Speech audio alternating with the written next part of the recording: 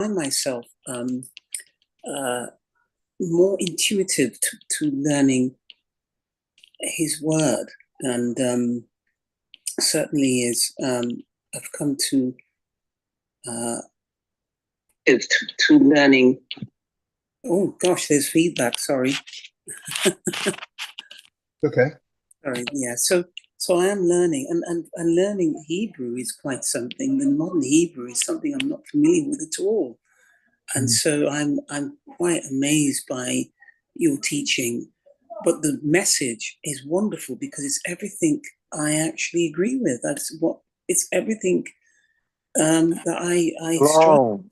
It's wonderful. Shabbat Hallelujah. shalom. Shalom. Yeah, so it is. Thank you for making mention of that, that it is something amazing. And Mm. this is the reason why we don't know what we don't know until we get into the language. Um, and we look at the agriculture and we look at the way in which, the scriptures were written, right? Then we can make a clear distinction between that which is, true and that which is not. So Mhm. that's my purpose, is to go into, and you have to. So I'm not trying to um, intimidate anybody by the language. I'm not trying to intimidate. It's like, oh well, I know the language and you don't. No, don't work like that. What I'm trying to share is that if you don't know this, then you don't know Scripture. Oh, So anyone who's going to take it upon themselves to, because I have taken this upon myself, right? A lot of people say, well, the Most High appointed me. He made me do mm. this and all this kind of stuff. I'm not saying that. I know it doesn't seem organic or natural for someone to say that, but I don't I took this upon myself. I'm your brother. And when I found out that the scriptures were not written in English, when I realized that the names were changed, and I realized that the days were changed, and I realized all these changes, Yes. and I Yeah. understand there's a difference between their culture and the culture of the Bible, of Yeah. what we call Torah, then I said, okay, well, what I don't want this to happen to anyone else that happened to me. Mm. I want to help people get out of it. I want you Mhm. to be able to see some contrast so you can make a decision and determine whether or not this is for you. So thank you for your words, Koti Bev. I appreciate it. And Shabbat Thank you. Shalom to everyone. Thank, Hallelujah. hallelujah, and thank you. You're welcome. And if you have any questions at all, feel free to ask them. I'm here for you guys. I'm here to answer any questions, and I will go there and I will show you exactly what it says. I will not add to what he said, and I will not subtract from what he said. Okay. Thank you. Hallelujah. You're welcome. Shabbat shalom. Shabbat shalom. Yeah. Everyone. Shabbat Shalom, Miyah, Miyah, Shalomo, I mean, Mashalo, Mashalo, Q, Rivqua, Dawid. Shabbat Shalom to all of you, and Shabbat Shalom to our listening audience on YouTube. Okay, so let me go ahead and get started with our Torah portion. Um, as we know, the Torah is where it's at. It's nowhere else anyway, everyone. It's right here. Okay, let me take myself off the screen so you don't have to look at me. All right, so here we are again, and we're looking at our Torah portion called Pinchas. Again, this is one of the individuals who the Most High said, I'm going to share the experience, like he did with Balak. He told us about Balak. He told us about Pinchas. He told us about Sarai, Kayim, whatever, the life of Sarah, the Kaye Sarah. He mentions these names. Yetro, Moshe's father-in-law. So here we have an individual again who the Most High names out, and is separated for a Torah portion for us to really take a look at. And so this is very important for us. And so the name Pinchas or Pinchas in Hebrew literally means that is the mouth of the Nakash. The Nakash in Hebrew is a serpent. It's a serpent. And you would say, well, that's an interesting name to have. He named in the mouth of a serpent. So what does the mouth of a serpent do? It strikes. And it strikes when it feels like it's being attacked. Okay. So his name, Pinchas, means the mouth of the serpent. Okay. He's not a serpent, but he's like the mouth of a serpent. He's very, very, uh, you would say, responsive, to something that he feels like there's an attack. And what we know is that from our Torah portion reading this week, we found out that he was filled with a lot of zeal from the Most High, and he felt as if uh, the family as a whole was being threatened. And so he took some action. And so we're going to talk about that today. Let me see here. Make sure I can. If you didn't read your Torah portion, I encourage you to do so. I would not say, "Oh, don't worry about it." No, I would encourage you to go back and read the Torah portion. And sometimes that happens. Sometimes you're able to read, and sometimes you're not. It just really depends on what's going on inside one's life that determines whether or not we'll be able to complete the study for the week. But I do want to kind of give you a overview of what was read. So chapter number 25, everyone, was dealing with Pinchas and talking about how he literally atoned for the children of Israel. Chapter number 26, they give a new census that was taken versus the first one. This is the new one after all of the men of the age of 20 and up have died, right, in the wilderness. And chapter number 27 is dealing with the daughters of Zelophehad. Zelophehad is one of the men who is part of a tribe of Manasseh, and he had daughters, and he didn't have any sons. And so they were mentioned in the Torah portion. And then also, too, in chapter number 28, we have what they will call a continual gift that was supposed to be made to the Most High, and that was on the Sabbath, Rosh Chodesh, Pesach, Shavuot.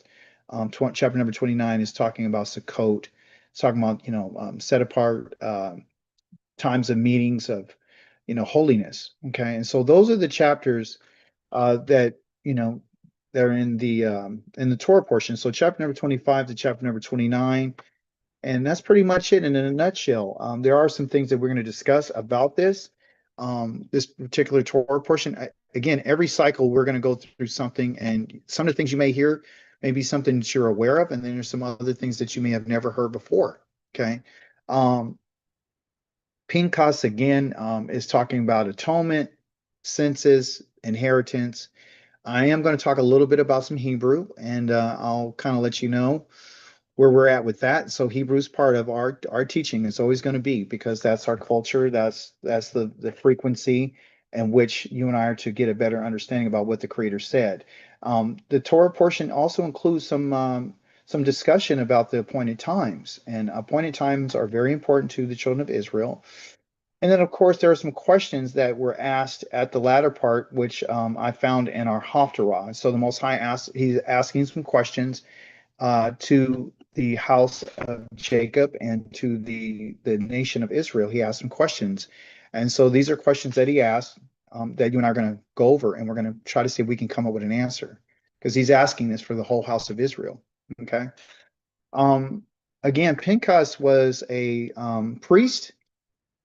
He was part of the priesthood. He was the grandson of Aharon, and his father was Eleazar. And so we know that Aharon had passed away in our last couple of Torah portions. And so now Eleazar, which is the high priest, is in his stead, and his son now is working the priesthood. He's in there with his uncle Ithamar, and now so he's going to be part of this. And so the Most High made a covenant with him, and the covenant he made with him was a covenant of peace. And this peace and this covenant which the Most High made with him was for all eternity. Okay. And so you say, well, why is this important, and what is the significance of this for us? Because, of course, we don't have a priesthood at this time. And we know that, of course, if it was a covenant of peace, then why isn't the priesthood in power right now? What's going on, right? So those are some questions that we may have. But the thing is the Most High is discussing this with us because he wants us to know that the priesthood that he has given to Pinchas was based upon the award that the Most High had bequeathed to him and to all of his descendants after him. Okay. And this kind of goes against what we've been taught when we were in the Christian faith or whatever other religion we were in, which talks about how the Most High has ended the priesthood. So if the Most High had ended the priesthood of Aaron and his sons, then of course, then what he told Pinchas would be a lie. And we know that that's not true. So we know the Most High is giving us an indication that, guess what? Even though the priesthood might not be in service right now, they might be out of service, the priesthood is not ended. Yes, Mashalo. Well, not only that, because we can see in the book of Ezekiel where the Most High says that the priests that will be installed would be from the stock of Zadok. Yes, absolutely. And that is the family in which Pinchas is from. Pinchas stood in the place of a high priest when Eleazar died. So the way it works, everyone, for the priesthood, for whoever takes the helm of a priesthood, it would go from the father to the son, and then it goes from that father to the son. So Pinchas's father is Eleazar, right? Okay, so Eleazar meaning Yahweh is my helper. Okay, because Azar means to help. Okay, so he's Eleazar, and then Ele means my Elohim. Okay, and it went from Eleazar, or it went to Eleazar from Haron. Okay, so Aharon, and then he was the first of the high priest. And so as time goes down the chain, it continues and continues, and then finally, and these are all sons. So Eleazar is the son of Aharon, and then it goes from Eleazar's sons to Pinchas, which he is his son. So this priesthood is transmitted through the fathers to their sons. Okay, more specifically, those. So is Eleazar the firstborn? No, he wasn't. Nadav and Abihu were, right? So Nadav was the firstborn, but he died. Then Eleazar, not well, Abihu was the next, and then of course we got Eleazar, which is the third born. So it's going to be transferred to the sons from their father. It doesn't necessarily mean just the firstborn. It could be any son of that high priest. Okay, so we see that.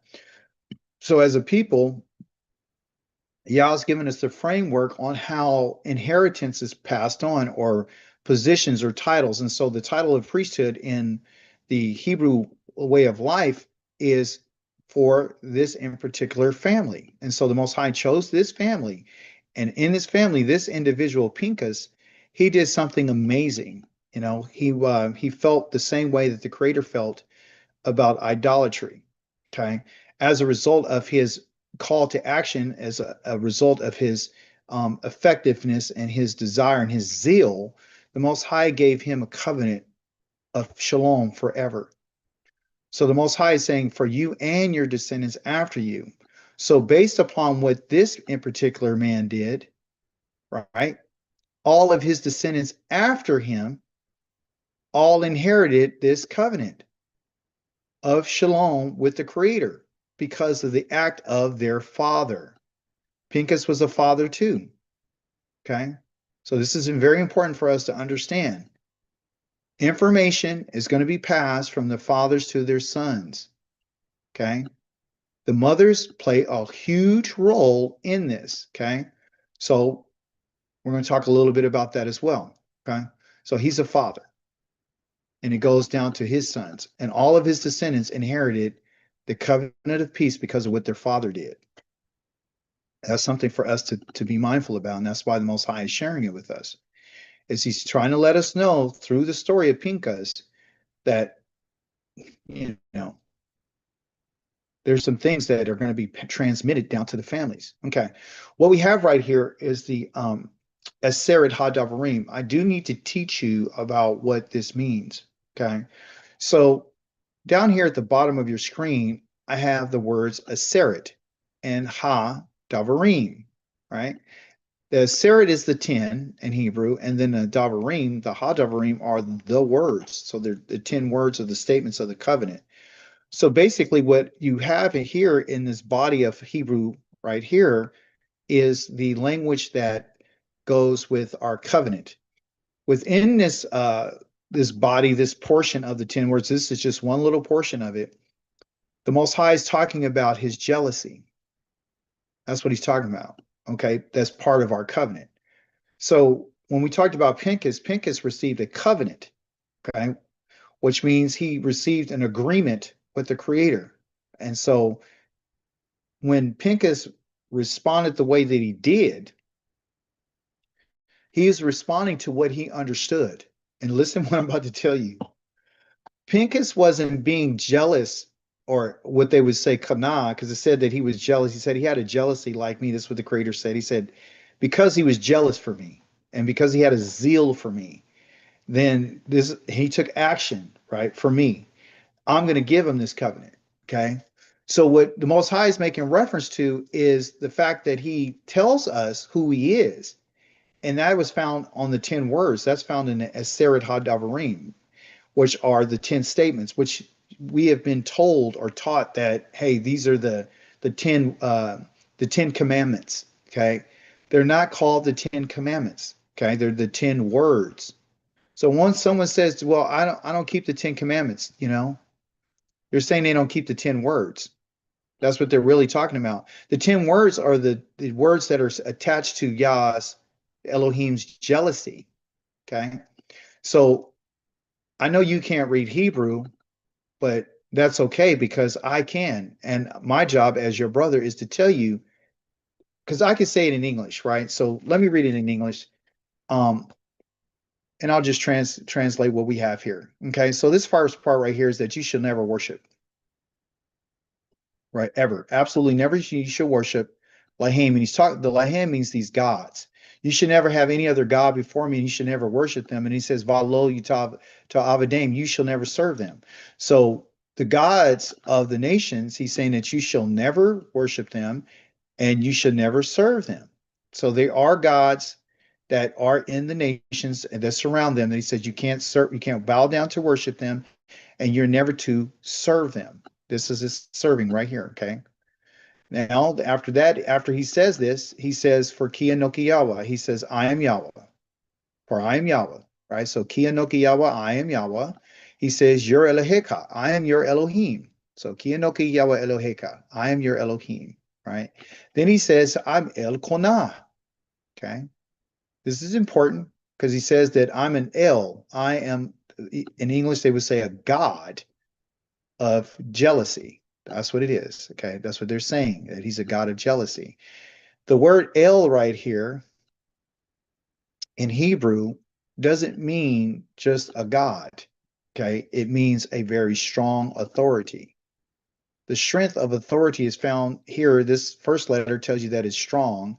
And then the next one is the shepherd's staff, which tells you that's the authority. So when he says God in English, they're really talking about I'm your strong authority, I'm your power. Okay, and so you see El right here too in Eloheka. So I'm your authority and I'm your power. Okay. So and the Ka on the end of Eloheka is saying that I am yours. Just like I said, I'm gonna call that Kika. That Ka on the end is I'm your brother. I'm your possession. Okay. So Elohim says that you're my possession. You're my possession, right? And he says, because you're my possession, right? And I'm the strong authority. I'm a El, I'm a power, a strong authority of Kana. Okay, I'm El Kana. So this is part of his name. He says that he's jealous. So the authority that you and I are under is a jealous authority. Okay, so we're going to look at what jealous means because that's an abstract term in a Western mind. I want to tell you what it means from a Hebraic perspective, because then you will get a better understanding about the God or the El, the power that you're dealing with. The power that you're dealing with, okay, because I'll keep doing right here. El is power. When you're dealing with El, okay, when you're dealing with El, I'm writing in English and I'm writing in Hebrew. When you're dealing with El, you're dealing with a strong authority. You're dealing with a strong power. You're dealing with strong leadership. You're dealing with a strong guidance. Okay. And because he's so strong, he says that I'm jealous. I'm jealous because you belong to me. So you are not can serve them. And I'm circling the you right here in Hebrew. You cannot bow down to them, to Lahim, to them. Okay. Absolutely never. He says, I visit the iniquity of the fathers upon the children. That's what that says right there. And if I put it in English, that's all it is. I'm visiting the perversity and what they would say the iniquity of the fathers upon the sons or the children, the banim. Okay. So Yah is a strong authority, and because he's jealous, he says, I'm going to visit that jealousy. I'm visiting because it's your awon, it is your perversity of your fathers Okay, that's what that is right there. It's perversity of your avot, your fathers. And I have to take that and I need to put it upon their children. And he's going to do it upon the third generation of those children. And he says, I'm going to do it upon the al Rabbeim, which is the fourth generation. So the third and fourth generations are the ones who are going to get it. And he says, the ones who hate me. Lasonai. Okay. So lo tishtaka we lahem, valo ta'avadim, for ki anoki yawa eleheka el konapo, keda won avot, the albanim, ve'al shilishim, ve'al rabbeim lasonai. Never shall you bow down to them, and never shall you serve them, for I am Yahweh your Eloheka. I'm an Elkanah, I'm a jealous Elohim. I'm visiting the perversity of the fathers upon the children, and upon the third and the fourth generations of those who hate me. Okay, so we see the idea of the visiting upon the children because of the sins of the fathers, the perversity of the fathers. The fathers are the fathers. It's not the mothers, it's the fathers. So the Most High is visiting what the fathers have taught to their children. So if you're an avot, you're a father, he says you have been teaching down to the third and fourth generation. So whatever the fathers are teaching are going down to the third and fourth generation. And what they've been teaching their children, okay, so it's upon the sons and the daughters, upon the children, and upon the third and fourth generation of those who hate me. So those are hating Yahweh. Well, why do they hate the Most High? Is it because the third and fourth generation decided to hate the Most High, or is it simply because the fathers, the perversity of the fathers has caused the children to hate the Most High? Is because the children have been taught through the practices of their parents, their fathers, to hate, okay, the Most High. The actions of the people have been going from generation to generation, okay? And what that jealousy is connected to is the fact of the gods. So I don't want you to bow down, lo tishtakawe lehem, to them, and neither do I lo to avadim.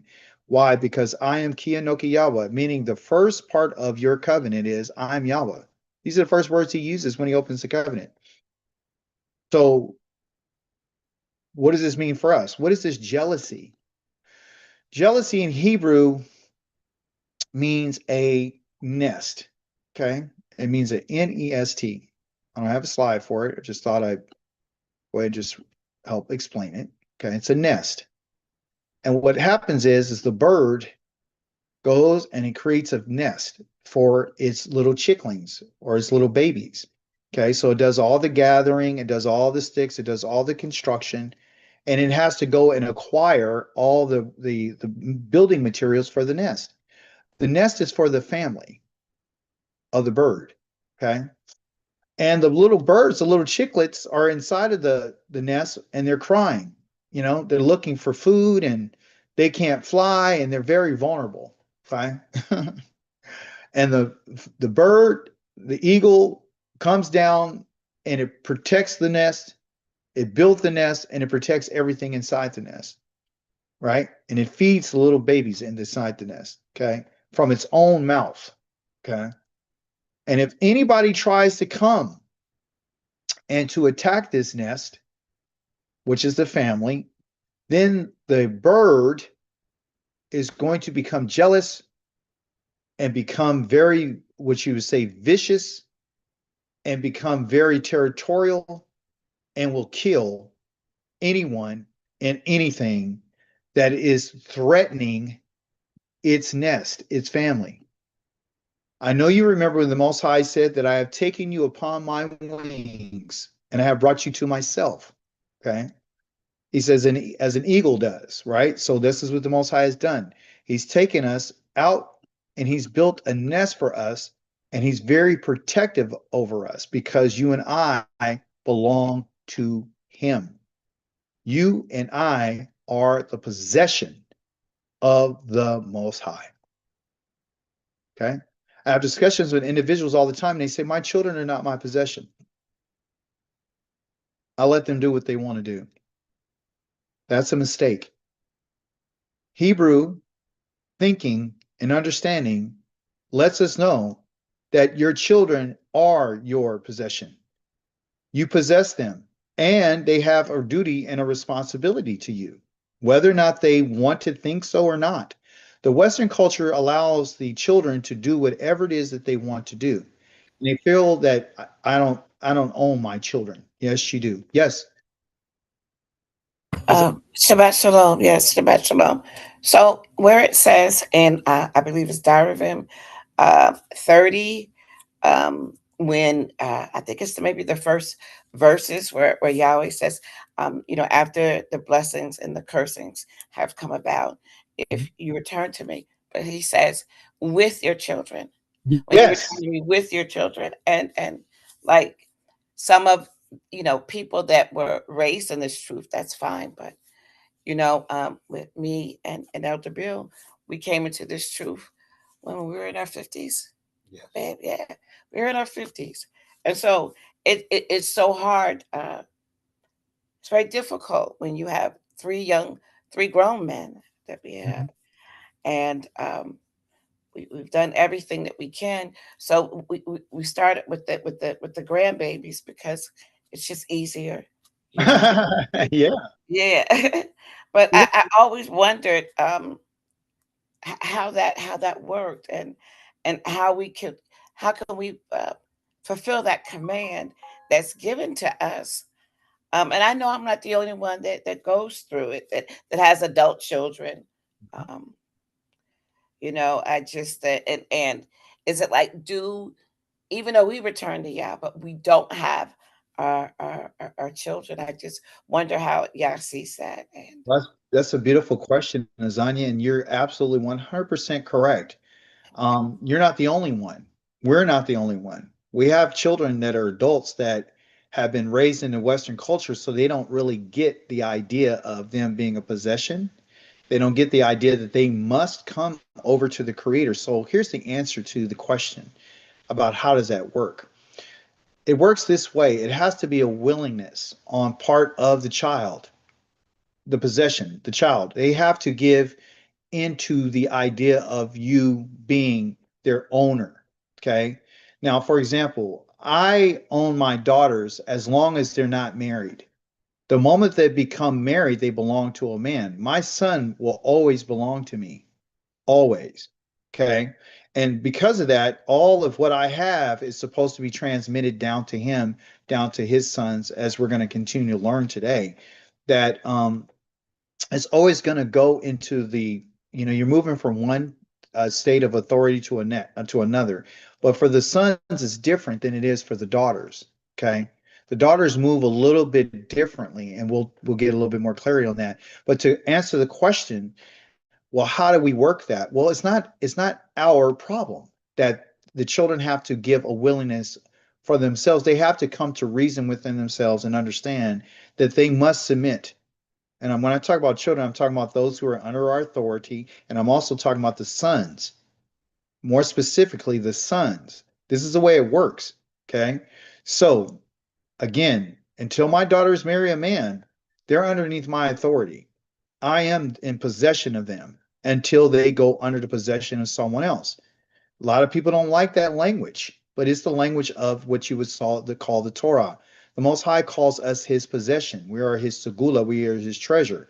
And he's very jealous for us. Okay. So we're not going to be able to convince your children. They have to have a submission and a willingness on their own to come and to say, well, I have to submit. So your sons, more specifically, have to say, I'm under my father's authority, which means if my mother's alive and she's there too, I'm under the authority because she's under his authority, my parents. I have to listen to my parents, more specifically, my father. I have to listen to my father. My mother's an extension of my father. See?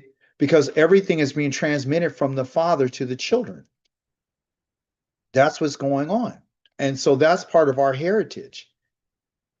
Can I convince my son to change his ways? No, he has to come on his own.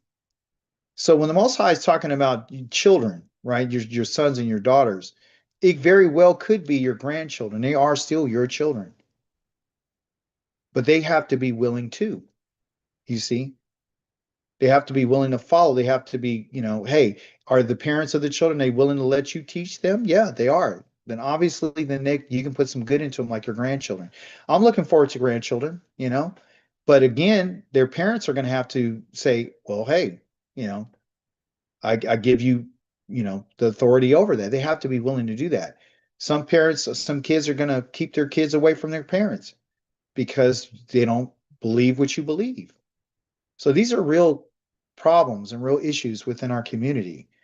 But to bring it about where the Most High is talking about, he's saying that the hatred that the fathers have for me, I am going to visit that upon their sons and to their sons' sons.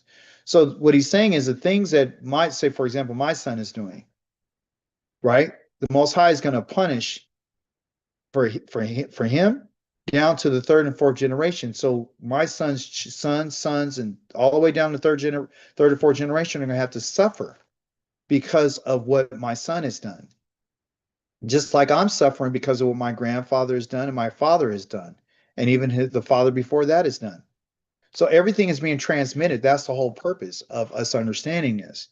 So in this in particular slide, I brought out Yah is telling us he's possessive and he's jealous. So when Pinchas went crazy and he snapped and got up and killed that man and that woman, it was because he understood his Elohim. He understood this. It wasn't just simply because he was a priest. He understood this. And he bought into the idea of Yah being jealous, because this is what the Most High has said. He remembered it. Prior to him receiving the 10 words, he didn't have a clue about Yah being jealous. He would never have known that the Most High is jealous. So the Most High revealed to us on Mount Sinai his words to get us in alignment with him. So when Pinchas acted and responded, he thought about what was said. So his zeal comes from what he already heard about Yah being jealous. And he knew that. And he understood it and he accepted it. And so therefore he responded with the violence that he did. As a result of him doing this violence and as remembering one of the 10 words, he remembered that part. So it wasn't like he just did this with just doing it. So when you and I are saying that, we want to be, jealous for the Most High, then you and I are going to always have to remember the covenant. Be jealous for what's there. Be jealous for the 10 words. I always tell us to memorize it. As your brother, I'm telling you, we should memorize the 10 words. If you don't do it in Hebrew, do it in English. So you can always have a reference point to go to. When he says, I'm an Elkanah, or I'm a jealous Elohim, you'll understand, he's talking about being possessive. And he's telling us don't worship any other God. He's directing us right back to him. So what it was is Pinchas remembered that, and he's like, hey, I'm down with Yah. And just like he's jealous for me, I'm jealous for him. And so Yah says, I'm giving him my covenant of shalom. My covenant. So he has a special covenant with him. And it's not with him and everyone of Israel. It's with him and his family, his sons, his descendants. Not Ithamar's sons, his sons, okay? Which is his brother's sons, not his nephews, his sons. They come from him. You see? So just like I'm going to visit the sins of the parents or the fathers into the third, fourth generation, Yah, on the other hand, for those who hate me, Yah does things for those who love him and then show their commitment to him. Because we're not looking at this as a religious text. We're looking at this as Yah communicating with us and giving us hints to what he's looking for and how you and I can benefit from knowing him. It was a benefit to Pinchas that he knew the covenant. And he knew the 10 words, as Sered HaDavarim. He knew that one of them is Yah's Elkanah. He didn't know that in Mizraim when his family was there when he was a little boy. He didn't know that. He only knew that after he heard it. But we can see as a result of hearing and knowing the 10 words, he responded to the Most High in a way that pleased the Most High to the point where the Most High was happy with him and gave him a reward for his movement, not only what he said, but taking action upon what he's already understood, which is the 10 words, going back to the covenant. So he says, I'm giving him the covenant of shalom, making a covenant with him and his descendants. after him. So it ain't bad stuff going to happen after him. It's some good stuff that Yah says because of his response. So this is a clue for us to tell us whatever it is that you're doing right now. And I'll use you as an example, Zanya and Elder Bill. And what you're doing with your grandchildren, Yah sees it and he remembers it.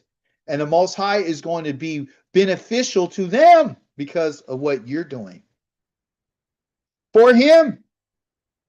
So anything that we're doing and we're responsive to the Most High, your children and your children's children can benefit from what you're doing now. Anyone who comes out of your line can be benefited because of what you're doing. Just like they can be disqualified by your actions, or they can bear the consequences of your actions because of what you did, they can also, on the flip side, benefit from the good stuff that you do. So I use that word after because that in Hebrew, that word is called a car, okay? And a car is this word right here, and it means after. But it also means not after. They use it for a word called another. Like, hey, don't do another Elohim. That's part of the 10 words too. Don't serve and worship another God, or don't have another Elohim before my face, okay?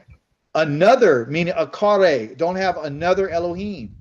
So it could be used for after, it could be used for another. It can mean to pursue after, to chase. In the word a car, the Hebrew, it has this word car, and that means anger. Okay? And the first part of it is an aleph means strength. So strong anger, strong wrath. That's what this word means. Not only after, it means strong anger. You flip the word and you put it a resh first, and then you put the ket after. It means ruach, the root for the word for wind or spirit, because akare has its meaning in a wall. That's the first letter, a wall, and then the one after that is a resh. That means the head of a man. So it's the man who's outside of the wall, meaning outside of the tent. The man outside, the one who's on a path, the one who has a prescribed path that they follow. Like the wind has a path that it follows, the man is the one who follows. And so where does the wind come from? That wind can be hot. If it's hot, it's anger. It means anger. Okay? So the man who's outside is the one who's always getting the sun on him. The man outside is the one who's following a prescribed path, which is the ruach. He's following the path. Same thing, the Most High says, in the time that's coming after him. That means the children who have followed the same path. So even though he gave a covenant of shalom to Pinchas and his descendants after him, those descendants after him have to fall in line with what their father has done in order to benefit. You can't do evil and wickedness, right, like your ancestors, and then expect some good results. You can't, something good can be benefited to you, but it can only happen if you and I are following after the mindset of our ancestors and our fathers. So this is the reason why the Most High is giving this example, to let us know if you do it as right, you as an individual, your family can benefit from it. However, only after him if they follow the path. They got to follow the same prescribed way of doing business. They have to have the same type of zeal. You understand? So is this just for Pinchas and his family? Yes, but it's a teaching.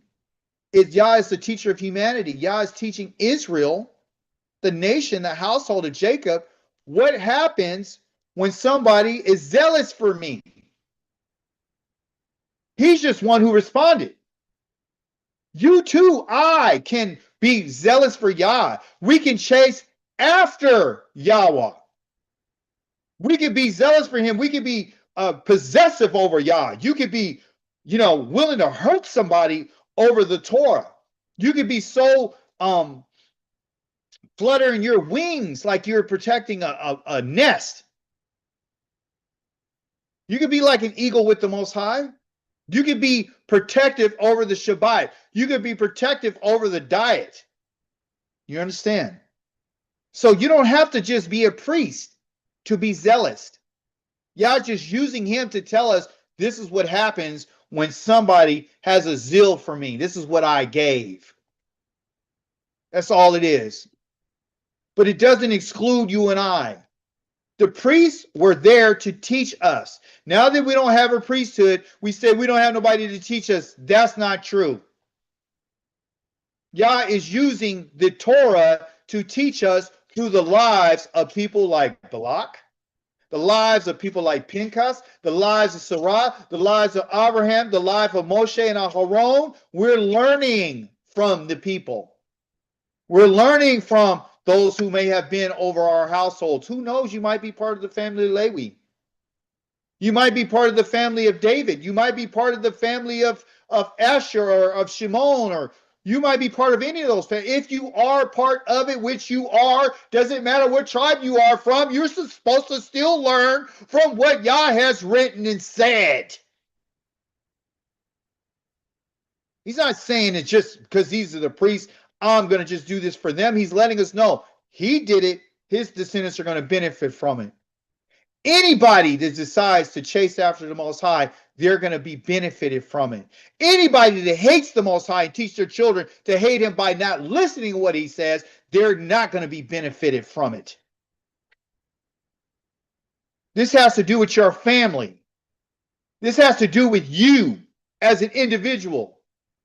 You have a responsibility to your family, and you have a responsibility to yourself. And if you do right by yourself, your family will be benefited. If you do right for you, your family will be benefited. You understand? This is what Yah is telling us. He says, because he was zealous. He was kana on behalf of his Elohim and made atonement for the people of Israel. When he took the action, he didn't know that he was going to receive a covenant. He didn't know that he was going to be benefited from it. He didn't know. He just did it because that's who he was. He remembered what the Most High said in the covenant about, I am a jealous El. So all the words that he heard, he responded to that. And it was fitting because his mouth was the mouth of a serpent. That means that when he striked when it was appropriate. He didn't wait when he saw this man coming here. He didn't give it no time. He didn't go and try to counsel and talk to nobody.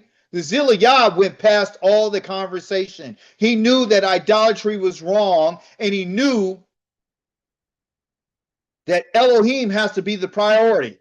And that's something that you and I need to look at, and something that you and I need to embrace. And it comes after. So it says that he made atonement. What is atonement?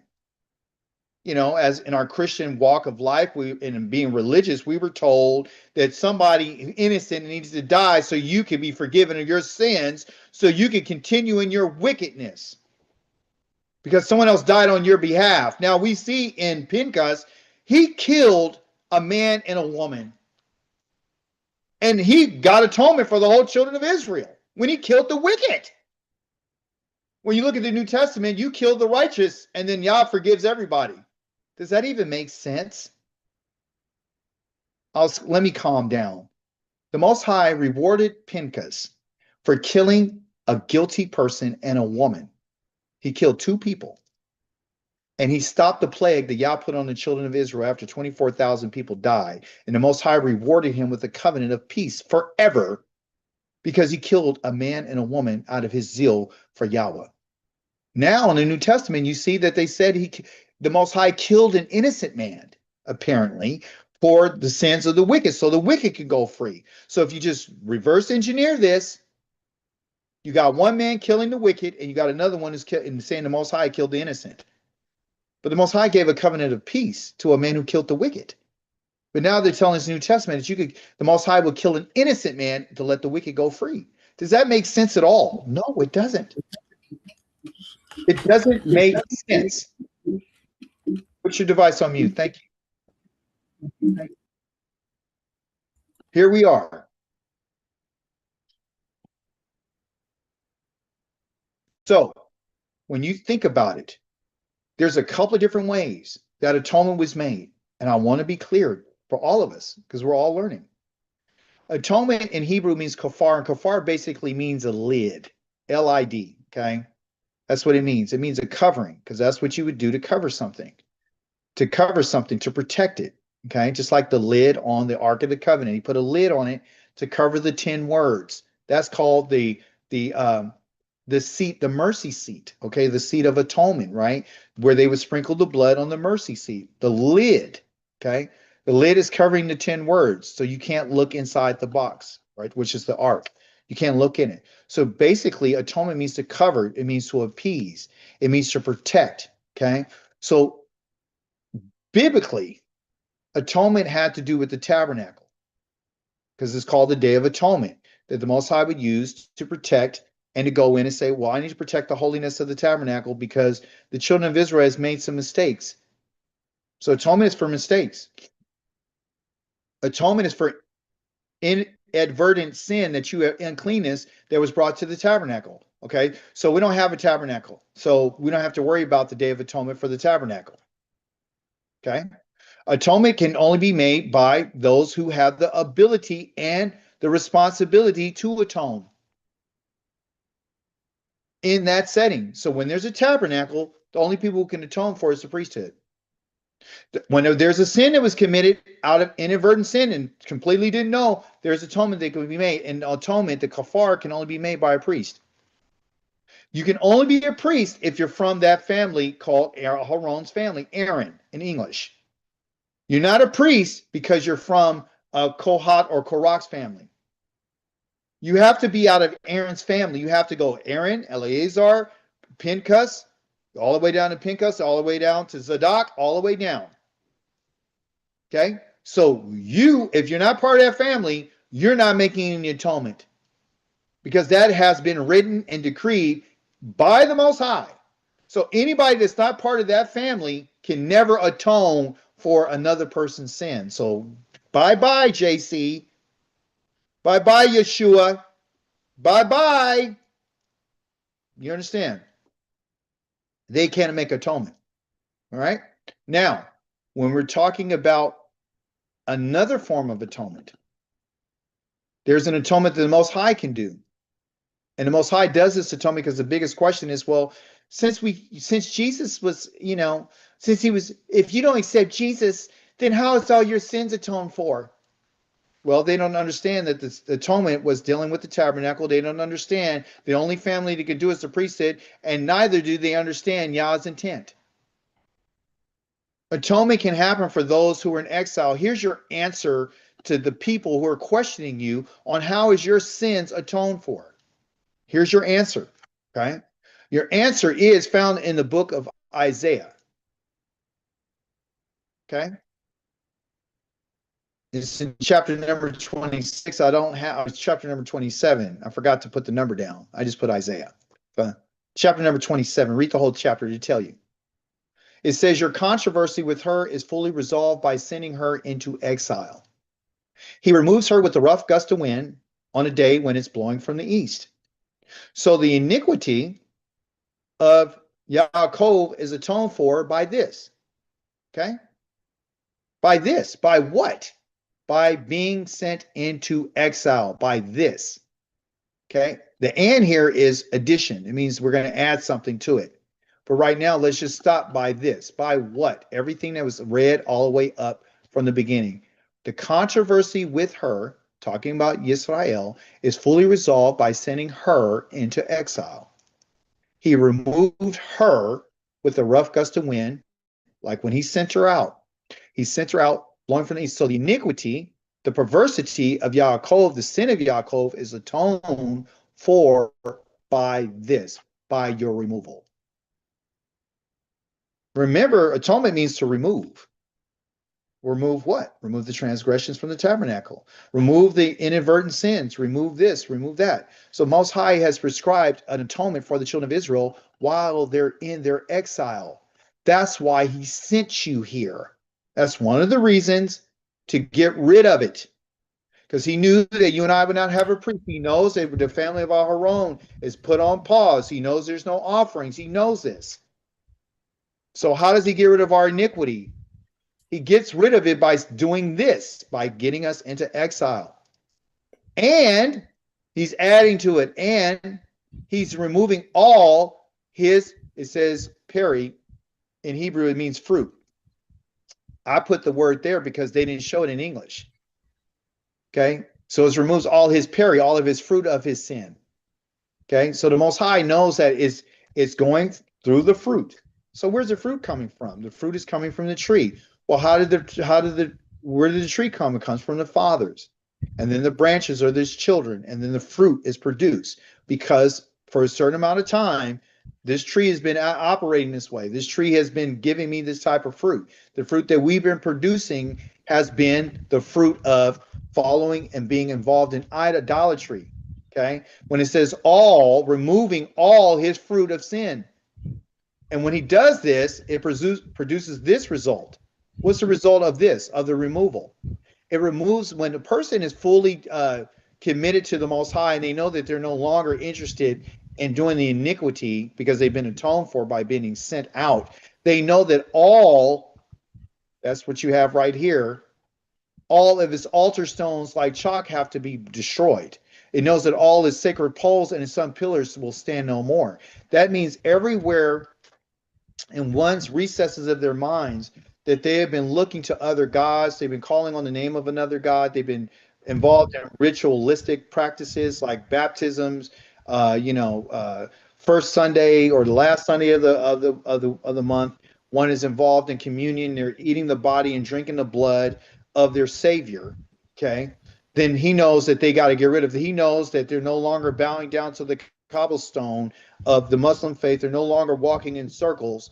Okay, they're no longer cutting themselves. They're no longer praying to a tree. They're no longer, putting up images in their house of their dead relatives and lighting candles.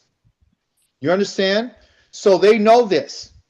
So the people that have been atoned for, they're not only going to be atoned, but they're also going to remove all of the fruit of their being, of what they've been doing. Okay? And then all there is being tamed. Yes, go ahead. No. I was just thinking, isn't it in the Torah in the book of Harim? Because I mean, it's like he knew that we were going to be kicked out, and he said, "Well, from there, if you turn around and do what you're supposed to be doing." I mean, I'm just looking at the narrative. I mean, because Isaiah is saying this, but at the same time, he already knew back in the day. Already told I'm gonna kick you out, right? And then you're gonna, you're gonna figure it out. Go figure it out. I'm just, it just popped in my head. And you know what? It's a good thing it popped in your head because that's one of the slides that we have. So you're on the right page, because you're going to see a slide that's going to tell you exactly that. We're going to come to that. So remember what you just said, and remember everyone what Dawid just said. He said Deuteronomy, and he said you're going to come to your senses. You're going to return to me. So let's see if there's a slide in here that says that. It is absolutely a slide that says that, because that's exactly what he's saying. When he says all everyone, he's saying that I need you to be tamed. This letter right here has to do with the palm of your hand, and this one right here has the shepherd's staff, which is authority. It means that all means in Hebrew a tamed heart. That means a like mind. That means that you are understanding that I've been given over to idolatry. So all the things that you see here at the bottom is all idolatrous practices, which you and I know that the Most High hates. So the Most High is not atoning for us while we're in our exile so we can remain the same. He's atoning for us while we're in our exile so you and I can get rid of all this stuff down here and make up our minds and be tamed and be willing and ready to be used for Yah's service. Because once you come to being tamed and you've been disciplined by the Most High, He's now saying you can do the work now. Just like when you raise up a child, you tame them, you're teaching them, and you teach them by always being the authority that they're listening to. You might have to use the palm of your hand, which is this letter right here, to tame them. Have to put them, pat them on the little buttocks to get their attention. You have to discipline them. You have to show them who the authority is. That's what you have to show them. And once they're tamed, then those letters turn around and they reverse and they become lock. And lock means now you know how to walk. Now that you've been tamed, You know exactly how to walk. Now that you've been corrected and been disciplined, now you know how to walk, meaning now you know how to live. So Yah is doing this for us to teach us how to live. Now, if you want to think about the mercy and the compassion of Yah to the third and fourth generation, understand that he sent us into exile so he can teach us and tame us so we'll learn how to walk. So when we go back out to the wilderness, you and I will not walk contrary to the Most High. Because we're already learning how to walk with him. He's ensuring your and our success. So when we go back into our ancestral land, we won't be dispossessed. Because we've taken the time to learn and to be tamed and to be disciplined so we can learn how to walk before the Most High. So we can learn how to live before the Most High. Which increases our chances of not being disinherited. We made this too hard. We made it about a religion. It is not about religion. It's not about idolatry for us. Those idolaters cannot teach you on how to live.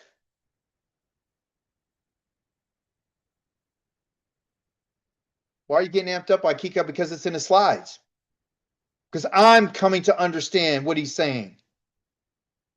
You think I sat back and said, I'm going to use this, and I'm going to say this, and I'm going to say this, and I'm going to say that. I'm going to turn the word letters around so I can make it say this. No. I'm seeing it. Like Dawid said, I'm seeing it. It just popped in my head. Deuteronomy chapter number 4. It makes sense. Yeah, it makes sense. Because Yah's teaching us right now. We need to be taught. We need to be disciplined. We need to be corrected. We need that staff that Yah's going to put on our behind so it teaches on us how to walk. So we won't make the mistakes. So you and I won't be disinherited. That's what you're after. You're not after heaven. You're after your inheritance of your fathers that the Most High swore to give to them if you and I walk before him in the manner that he said walk. So we won't be confused about Yom Kippur. We won't be confused about what atonement means. We won't be sidetracked when someone said, well, you don't have anybody atoning for your sins, so how are you going to get past it? He just told us how to get past it. He just showed us what he did for us. He just showed us that I took you and put you in exile so I can resolve the controversy that I have with you. So now that you're in exile, everything's being taken care of. And as a result, if you knowing what the word all means in Hebrew, not English, you'll understand that he's saying, I'm going to tame you. So you can get rid of your gods. So I can give you the land that I swore to your ancestors. Yom Kippur, the Day of Atonement, is a big day for us. Not only for the tabernacle, because people would say, well, how do you keep it? Knowing that you're out of the land, you don't have any offerings that's prescribed for the Day of Atonement, so how are you doing it? Yah doesn't expect you to bring an offering to him. He just told you, I'll put you in exile. Yah's purpose is to teach us on what Yom Kippur means. He's saying that Yom Kippur is an appointed time. It's a day of Moedim. You might hear it in Hebrew called Moedim. Okay, the Moedim means appointed times. Moed, right here. Mo, Ed, and Im. Okay, the Mo means right now doing it. Ed means that you're a witness. And Im means plurality. So the Moedim's appointed times is a time of you doing something so you can learn how to be a witness. And there's a lot of them, so he can give you many examples. So it won't just be one day. It'll always be all of the days. All the appointed times are there to teach us on how to be a witness to Yah. Okay? The Day of Atonement is a day of humility. It is one where the soul begins to learn. She needs to learn how to be humble. Because if you and I are going to walk with Yah and learn how to walk with him and live with him, you and I have to understand that we can only walk with him when we don't stick our chests out and when we're walking around in humility around our King to say that there's no one greater than him. Ain Kelohenu, there is no other Elohim. There's no one who deserves the majesty and the honor and the praise except for our King. That's what we're learning. That's why we need to be humble and go through humility. So Yah uses a day to teach you how to be humble. So you'll learn how to walk with him. Humility in Hebrew means answer. That's what it means. And it means to be afflicted. So Yah has decided to use a day to afflict one's soul. So she, which is feminine of your soul, can give Yah the proper response to the Most High. The proper response of the nefsha or nefesh of us, a man, a human, a woman, or a man, is to operate with our Creator in a sense always of being humbled. Humility is the answer for us. And the Most High has prescribed humility through affliction of the soul. And the only way the soul can be afflicted is by not giving her what she wants when she wants it. So he's designed a body that requires for you to have food and water. And he says, afflict your soul through your body. Not punish it. We've been thinking atonement is punishment. No, it's not. Atonement is a time of reconciliation between Yah and his people, between the souls of Israel and its king. And the answer is humble. I'm humble when I'm with Yah.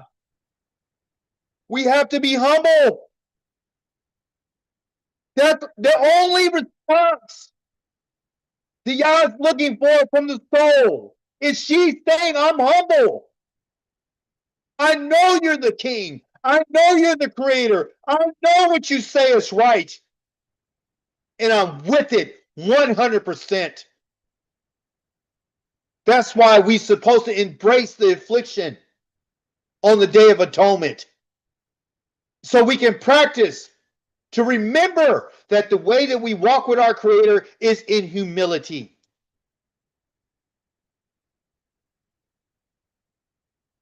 I'm inspired right now. That's why you hear this, I want to cry. I'm on the verge of just crying out. Because I understand it. I just received the answer to what I need to do. I understand now that it's not a time of punishment. It's not a time to afflict myself, to punish myself because I haven't been a good person. It's a time for me to be reconciled to my Creator, to say to my soul, understand that she needs to walk with you in humility. And the way that we walk in humility and the way that we're being taught humility is through the times that He set apart for you and I to learn how to be humble with our Creator, our husband, our maker, our master.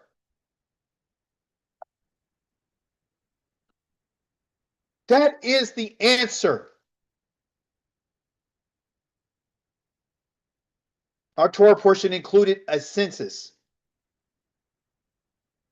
where there was a count about the fathers. Who are the fathers? We just wiped out the first generation of people that brought out of Egypt. Now we're going to take another count. The ones that were 20 and up, we counted before, they failed the Most High. He said that your punishment is you're not going into the land. We talked about that before. So he does a second census. And the second census wasn't just for the count of finding out who's going to serve in the military. It was a time in order to count, in order to distribute the inheritance that's supposed to be given to the children of Israel. More specifically, the males of the household, the leaders. And we're going to get to the fact that there was a family that didn't have any males. And how was that supposed to work? And the Most High is going to teach us what happens and what His law is. Now, I want you to understand something. As a people, the Most High has said it is illegal for anyone to count the children of Israel outside of Him. He punished David for it. You can look it up. He punishes anybody who takes account of Israel, a census. So why did he allow them to do this census? Because it had to do with inheritance. The Most High is the one who determines who gets what and how they get it. Okay? So the census wasn't just, hey, find out who the sons are. It was find out who they are and who's their father, and what are they going to get? What family they're from? What is going to be their inheritance? Okay? Yahweh said to Moshe, the land is to be parceled out among these, talking about those who were in the census, as a possession to be inherited according to the number of names. According to the number of names. Okay? When they did the new census, I don't have a slide for it, but I got the numbers in front of me. Reuben was 43,730. Shimon was 22, going on and on and on and on and on and on. Okay? What I want you to understand something after I finish reading this is that when he gave the number of the names, the tribes of Levi was not involved in this because they don't have any inheritance in the land. Okay? Yah is their inheritance. He says, give the number of names to those families with more persons, you are to give greater inheritance. And to those with fewer, you are to give smaller inheritance. Each family's inheritance is to be given according to the number counted in it.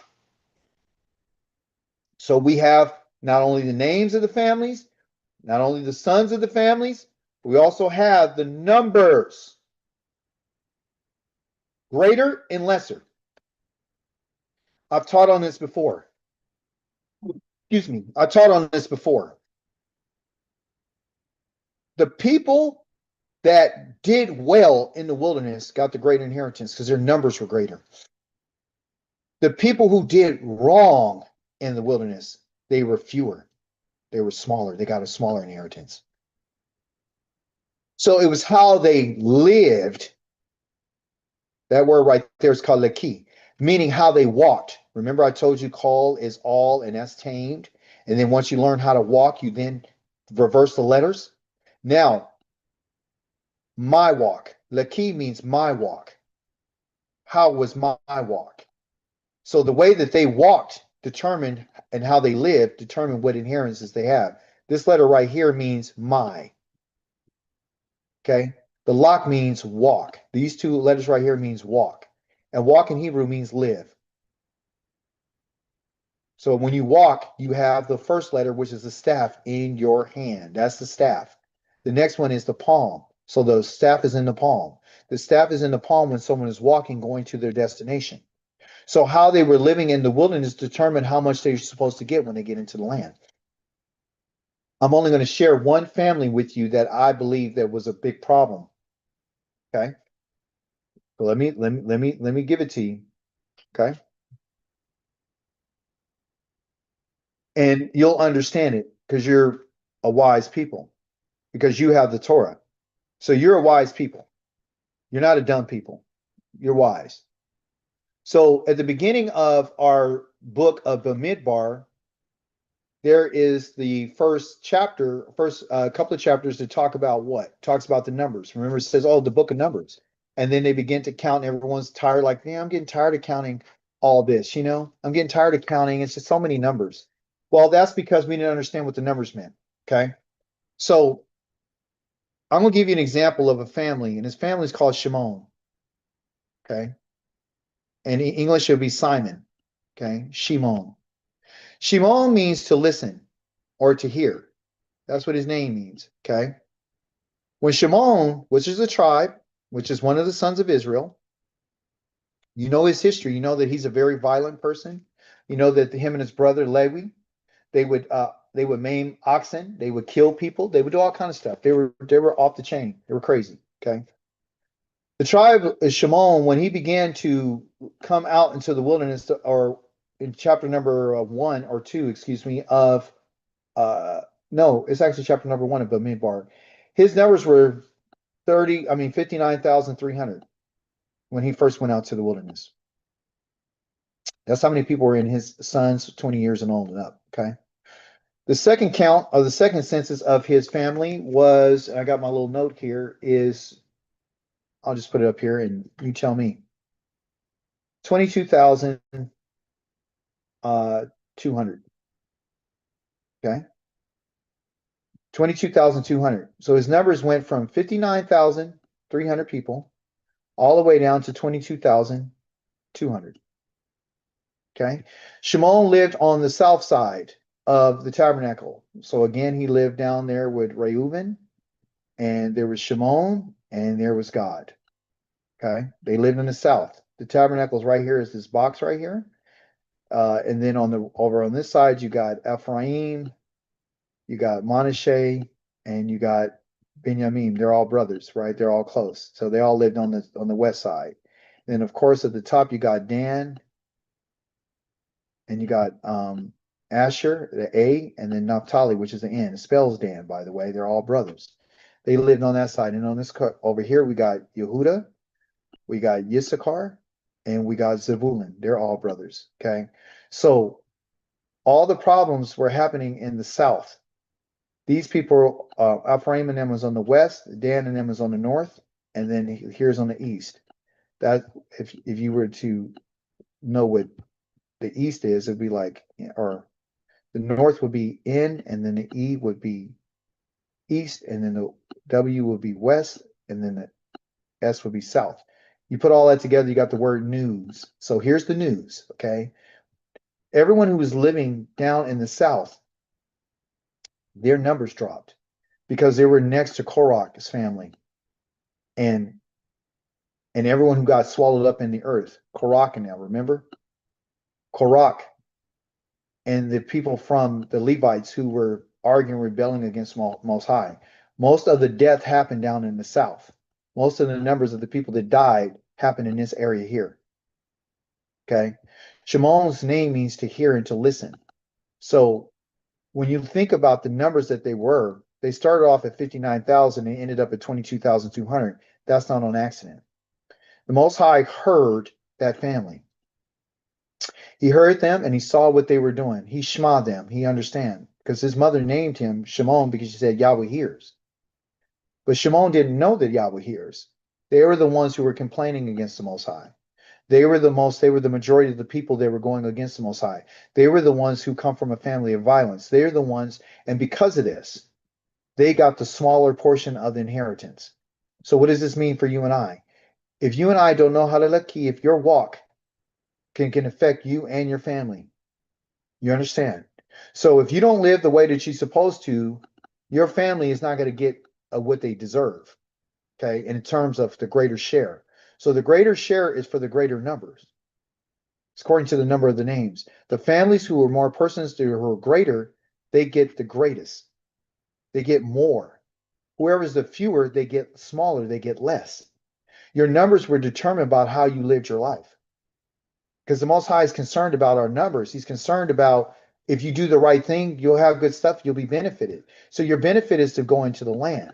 But if you don't act right, you're not going into the land. If you don't have a good walk, a laki, your walk, my walk is not right, you're going to get less.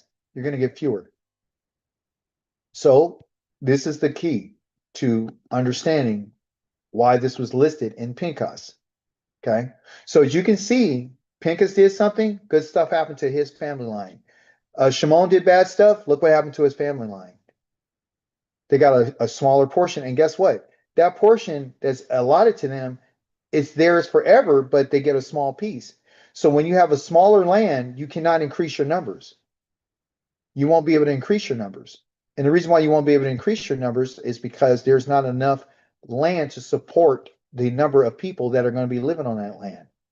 So what this means, everyone, is that when they left, whoever is fewer, like Shimon, they inherit a smaller portion of the inheritance. And if they had a smaller part of the land, they can never increase their numbers to go past that. Otherwise, they would be too many people. And then the land would not be able to produce everything it needs for the inhabitants. Okay, so this is not religious. This is reality. Okay, so big land, big families. Less land for a less family. More land, big land, a lot of produce, a lot of opportunity. Less land, fewer options. You understand? They had a good part of the land was still good, but certain lands gave certain things. So everything didn't have all the gold in one place, or all over the place. Not all was, in the mountains Some people got the mountain region. Some people got the water wave. Some people got the, the rivers. Some people got all that is dependent upon how your family acted. Okay. So that is for you and I to understand. You understand that your ancestors, our ancestors, have sinned and they're no more. And we must bear their guilt. That's in Lamentations chapter number 5. Context clue, you're going to bear it. Just like they bore it when their fathers died and their mothers died in the wilderness. Okay, and they had to bear that, and that generation bared that. The widows were coming out of there because their husbands didn't listen to the Most High. They suffered. They were punished. They didn't get killed based on the edict. They did die, but he didn't say till the last woman dies of that generation. It was always the men. Okay, the women suffered by them not having their husbands, became widows. They didn't have no protection. So here it is now. Our ancestors have sinned and are no more. They are no longer around. But because they're not around doesn't mean that you and I are not going to bear the guilt. Just like we can benefit from the blessing of our ancestors, you can also have to bear the guilt of your ancestors. He didn't say bear their sin. He says bear their guilt. Whatever it is that they did, you're going to pay for it. And that's the reason why we are where we are right now. Now, dealing in inheritance again. Mention your sons and your daughter and your relatives. As you know, it was a concern, and it was a concern for the daughters of Zelophehad. And they came to Moshe and the elders and the priest and Eleazar, and he said, our father died in the desert.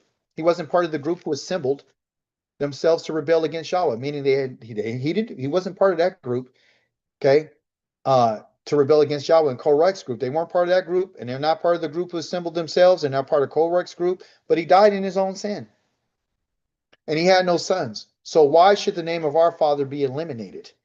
Hebrew, this word eliminated is really talking about being diminished from his family. Just because he didn't have a son. He said, give us property to possess, that means land, along with our brothers of our father. Okay?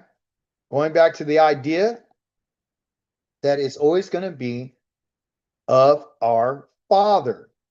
Our father. Okay? So now they're concerned because it's always transferred from the father to the son. So we have but they're not the only ones who had, no sons. These women, these daughters are speaking up on behalf of their father because they didn't want their father's name to be diminished from his family or eliminated from the census because he didn't have any sons, because there was no representation for their father. They weren't counted as representatives, but the Most High changed it. The Most High changed it. He said that what the daughters have said in Hebrew right here, it says Cain. Cain Banot. The daughters are correct.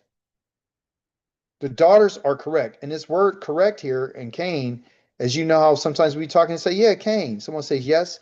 Cain means yes in Hebrew. Right? It means yes. But the agricultural meaning of yes, meaning this, it means to be established. You said, well, how is that? How is established coming out of the word Cain? It comes from establishment. This is the palm of your hand. This first letter right here. That's why it looks like a palm of the hand. Okay.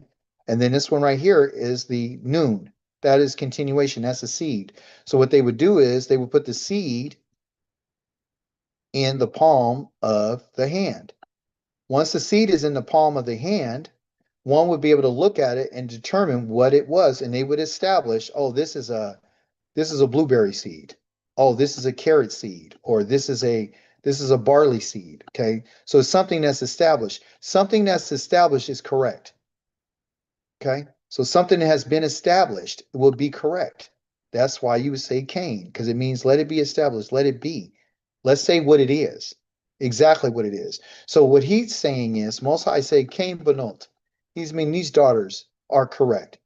The daughter is here. She has son in her name, which is a bane. The ot is the plurality of the femininity of her name or of their names. So the daughters are correct in what they're saying. So when a man doesn't have a daughter, the Most High says that the name of their father will not be diminished. There's something else too that you need to understand. They said he died in his own sin. Okay. Remember, the New Testament tells you that you'll die in your sins if you don't believe that I am he. Well, the Most High said that he died in his own sin through his daughter. He said, our father died in his own sin. And because he died in his own sin, meaning his own faults, okay, he wasn't part of any rebellion, okay, but he died in his own sin. But all because he died in his own sin doesn't mean that his daughters were to be, or his, if he had sons, to be disinherited. All the other men died in their own sins too, except for these rebels. Listen very carefully. The man died in his own sin, but he was not a rebel against Yahweh. Rebels will not get any land. Anybody who assembles themselves or appoint themselves against, it says assemble, but in Hebrew it says appointed. There was men who appointed themselves against Yahweh, and there was also men who rebelled against the Most High. Okay? And because the women are possessions of the men and the children are possessions of the men, then that's the reason why the rebels and all their family died. Because when the man does something, the whole family suffers from it. I want you to hear me. Rebels are different from those who just die in their own sin. So Zelophehad, he died in his own sin, and there's other men. When you die in your own sin, you don't get disinherited. Your children are not disinherited because of your sin. They might have to bear the consequences, but they're not going to be disinherited.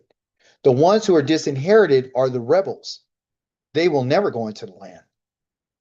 Okay? And what the Most High does is he gets rid of the rebel outside of the community because they're rebelling against Yahweh. They will never go into the land as a result of them being rebels. Okay? That are underneath, whoever's underneath that rebel, they're not going into the land. Period. Okay? Yes, Emiya. Great question. So Korah's sons, the ones that did not join in the rebellion, did they inherit the land? They inherited the land. Yes, because they were out, they didn't join with their father. They were not under his authority in that sense, like, hey, we're with him. Korah's sons were not killed. They didn't join in the rebellion, but they died. If they were over 20, they died out in the wilderness. They died in their own sin.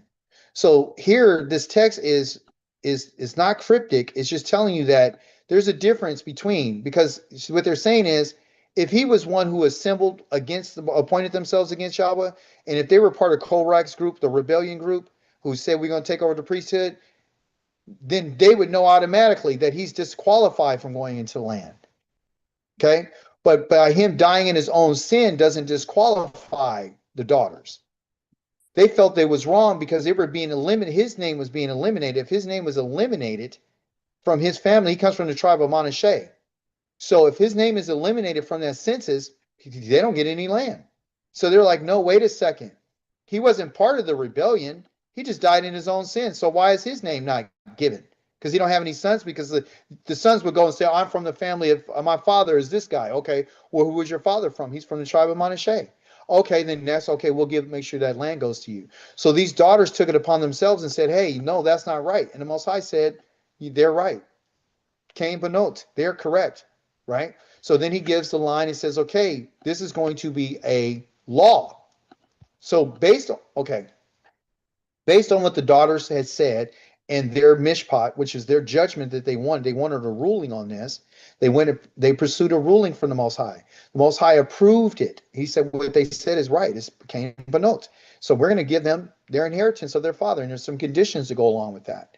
The point that I'm trying to bring out is the fact that what the father does affects their children. Okay? So this father did not rebel, and he did not appoint himself against the Most High. That's the reason why they were able to come and make sure that he didn't get eliminated.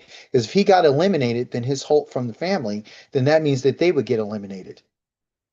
But he didn't do that to get eliminated. And all because he didn't have a son to represent him, they're saying he didn't have no sons.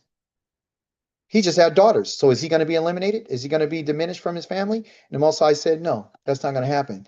So because they decided, sorry for doing that, they decided to step up and make a move. The move that they made, everyone, the move that they made benefited every other woman in Israel because of their courage. So you got Pinchas had zeal, his family benefited. You have the women here who said, hey, I'm going to step up and I'm going to do something and I'm going to bring my judgment before the Most High. And that not only benefited them, but it benefited every other woman who, or every other family who didn't have any sons. Yes, Emiya. Sorry, just for my benefit, could you give an example of when one dies on their own sins and when they rebel against the Creator? Because I thought they were one and the same. No, okay. So here's the rebellion against the Most High. The example is this. Korach, just take him, and Nadav and Abihu. They said, okay, Korach said, you're not the only holy one, Aaron. You and Moshe are not the only holy. We're all holy. They're going against Yah's authority that he gave to them as a priesthood. So what they did is, even being out of the family of Levi, they still tried to take over the priesthood.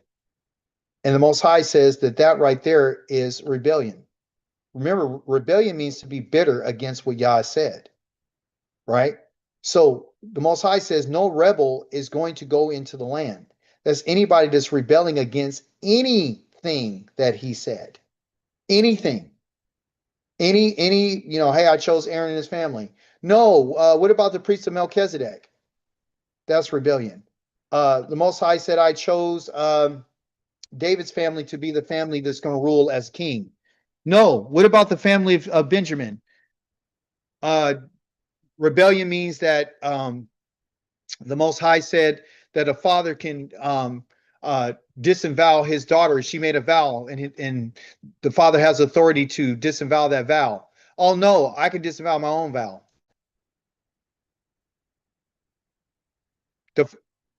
Whatever the Creator said, whoever goes contrary to it. We learned last week that Aharon and Moshe, they rebelled.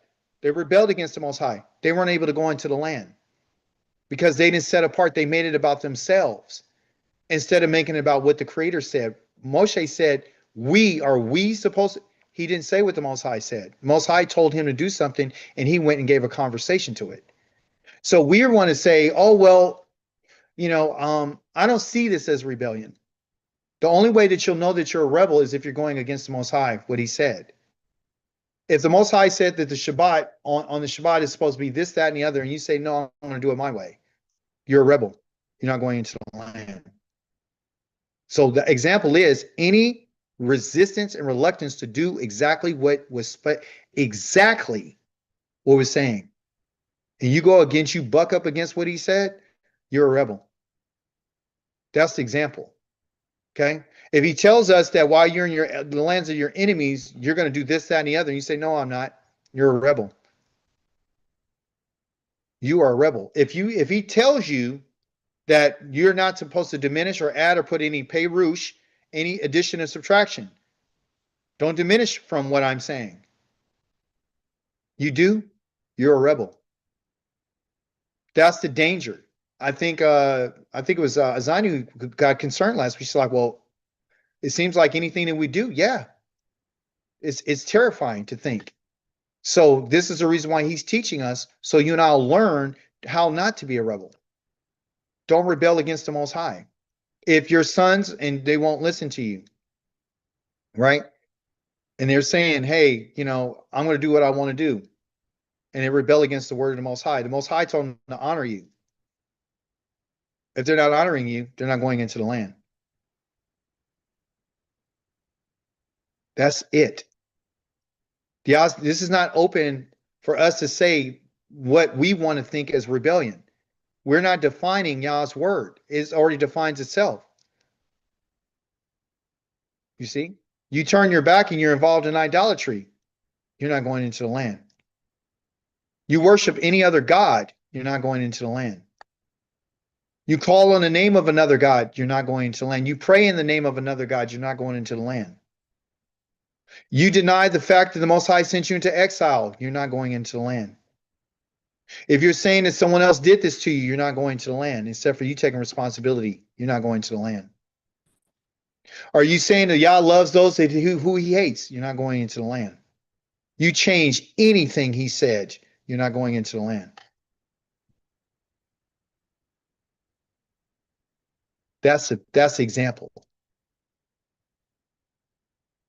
Now, because of these women who said that they didn't think that it was right to eliminate their father, because they understand that it's supposed to be passed down. If there's no sons, does that disqualify us? And the answer is no. But Yahweh gave some specific instructions. And he said, the lakukat, mishpat, the kadeshet ziwa yawa, the eto Moshe, which is, this shall be the law, which is the decree of the procedure, which is the mishpat for Israel in accordance, kasher, which Yahweh has commanded Moshe. Savah, he has commanded Moshe. This is very important for us to understand. Okay? The le kukat right here, this letter right here tells you it's always infinitive. So just like Pinchas's family benefited from what he did, this, all women of Israel are going to benefit, all daughters of Israel whose fathers don't have any sons. Those fathers are going to be benefited too because they didn't have any sons. Okay?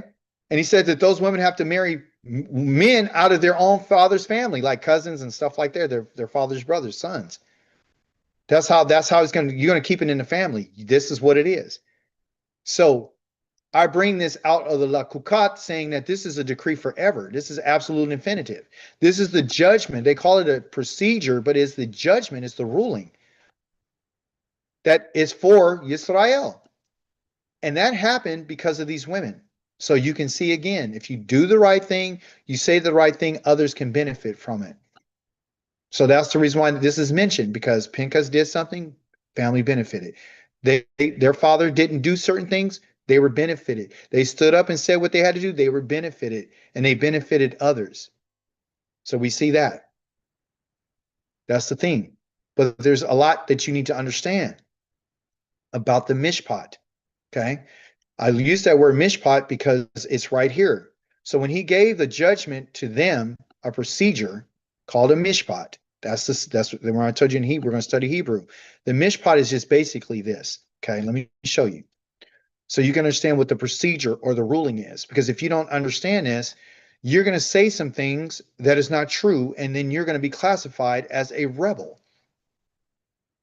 As your brother, I am your brother, Aki Ka. Ka means you possess me. I belong to you. And because I belong to you, you're supposed to use me to find out what did he say. What does the Hebrew say? Since Most High gave you all the time and I'm working all the time and I can't learn it, what did he tell you through the scriptures? What do you know about the Hebrew language that can help us all understand? Because if you tell me something ain't true, I'll never listen to you again. So tell me, Akika, you're my brother. Tell me. And so, as your brother, I'm telling you that the Hebrew word mishpat, okay, means judgment. Yes. Yes, Chica, I don't want to slow you down none, but what you just said was one of the strongest points that I've learned in this walk, but even coming and understanding that face value was something that I had to learn to order my house by not doing. Meaning that anything that was said that I wasn't sure about, I realized that I'm held responsible for what I last be passed down into my home. So Yeah. when I first, my wife was, always pulling me to come and listen to you. And brother, listen, I'm not saying like it in a hold you all the way up in the airway, but she Yeah. just believed the way you teach, we could receive so much more. Yes. Because of the way that you broke everything down. And the strongest thing I learned when I first heard your voice that you really got to me with was being my brother. I mean, you have a title, I get that. A lot of men do, but you preferred what I want you to be to me, my brother. Brother. Hallelujah. Yeah. Hallelujah. Praise Yah. The last thing I want to say is that, the way that I was really looking at things is to deceive and the deceiver are held the same. If you let Yes. somebody deceive you, you held to the same wages as them. Yes. That's a great point, Elder, because the Most High says, well, you're the one who allowed it. Yes, that's I why I can said blame the face deceiver. value. I can't. He's not gonna let me blame the deceiver. You're Nah, blamed because you listened to the deceiver.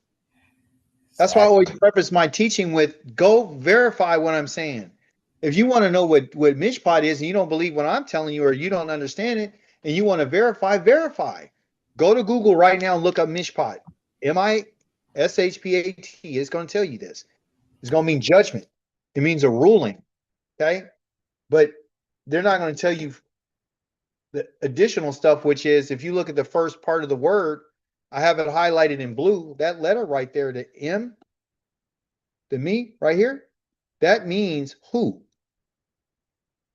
H or W-H-O, who. So mishpat is the one who is, shafat means to judge. So who is judging? Who has made the decision? Who has made the ruling? And that ruling is when the women came to him, they were looking for mishpat. They were looking for a decision. They were looking for a ruling from the creator.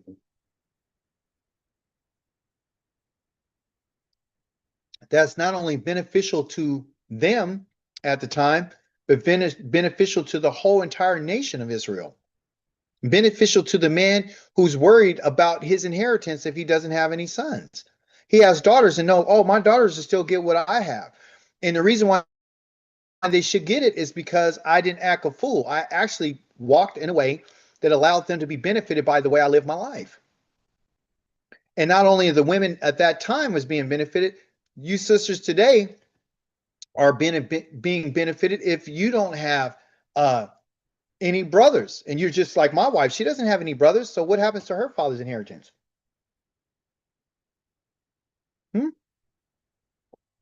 Say she wasn't married and she had to find she'd have to marry someone in her father's family. But Yah has already established that judgment. This is important not for only them, but for today. That's the reason why we're discussing it, because you would say, okay, well, we're in exile, so why are we talking about judgment? It's already been determined. Well, we're in exile because we want to know when Yah makes a decision, then he's made a decision. So he didn't only make a decision about what's going to happen to those daughters, but he made a decision about what everything is going to happen to everyone in the future. He made a decision about the appointed times, which are called the Moedim. Going back to what we were learning earlier, the Mo means happening right now, the Ed means witness, and the E means plenty. There's a lot of them. The Yah is using as teaching moments, like the Yom Kippur, he teaches us, Pesach, he teaches us, first fruits, he teaches us, Shavuot, he teaches us, Yom Teruah, he teaches us, Day of Atonement, Yom Kippur, he teaches us, Sukkot, he teaches us. He's using these set apart times to teach us, so we can learn how to walk and be witnesses to the Creator. So appointed times are days, like the 14th day. Somebody tell me when is what day, what actual date is the Feast of Matzah? Just give me the number of the day, the date. The Pesach's on the 14th. Who? 15th? 15th. Somebody give me the Sukkot day. Isn't that the 15th as well of the 7th 15th. month? So the first month is on the 15th for a celebration. The 7th month is the 15th of celebration. Those two times right there are called cogs. So are times of celebration, times of dancing in a circle, times of remembering. The circle means to go in a circle because we're a cyclical people. Times of celebrating the cycles of life. The beginning of the months for us is the month that we have Pesach. That is the beginning of our cycle. The end of our cycle is on the 7th month. We have 7 cycles. You understand? So we're testifying and we're witnessing to those celebrations, which point to the good things that Yah has done for us. He wants to remind us. So he tells us to go in a circle, dance in a circle, celebrate in a circle, harvest in a circle, go in a cycle, plant in a certain time, harvest in a certain time, sow in a certain time, reap in a certain time.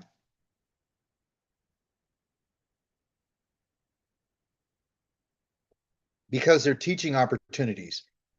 So the appointed times for us are not religious gatherings, they're teaching opportunities, especially while you're in your exile. They happen in months, the 1st through the 7th month. Not every month, except for Rosh Kodesh. That's a set apart time. That's a Moedim. Years. Every 7 years, you're supposed to do something. Every 49 years, you're supposed to do on the 50th year. So you're a people of cycles. You're a people of days, months, and years. And what is governing the days, the months, and the years are what you would call the lights, the Godolim, the lights that are in the heavens that tell you the times and the seasons. Because you're connected to the Creator. And that's his clock. So he teaches us through these things. Because those are the things that are going to be used to tell you as signs, to tell you what years, the days, and the months, and seasons. And the seasons are talking about Moedim. So the Most High has included you on an appointed time so you can learn how to be a witness to testify to these times, which tells you that he's the creator and also teaches you about what he's did for you as a people.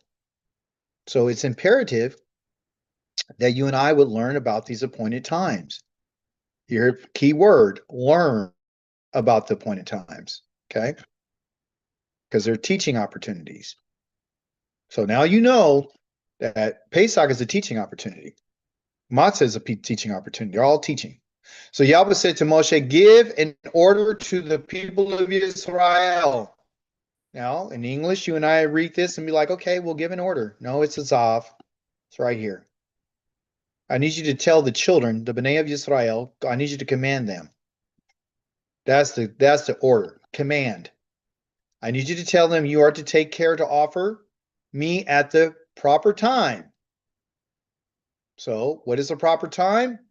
Not the proper procedure. The proper time is the Ba Mo'adau, which is the Ba Mo'ado, which is the Moed, which is right here. That is called the Moedim that you just saw in your previous slide. So Yah is telling us at those times of my Moedim, I want you to make sure that you give me the food that I asked for.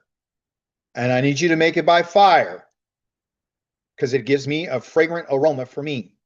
Okay? So when he talks about his food, he says that here, Zaveth B'nai Yisrael, that means command the children of Israel. And you, right here, that ta right there, Vea Marta, you are to command to Elohim, to them. You see the El Elohim? That to them means this, there's El again, the strong authority. So you need to put that strong staff, and Elohim is them right here. I need you to put the strong staff to them about my Karbani, which are my gifts that you're supposed to bring to me. Somebody tell me, what gifts is he looking for?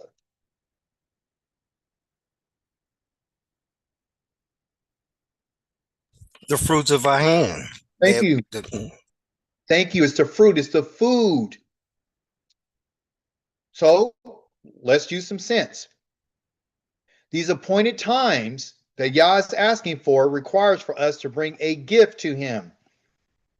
And he says, more specifically, it says, my food.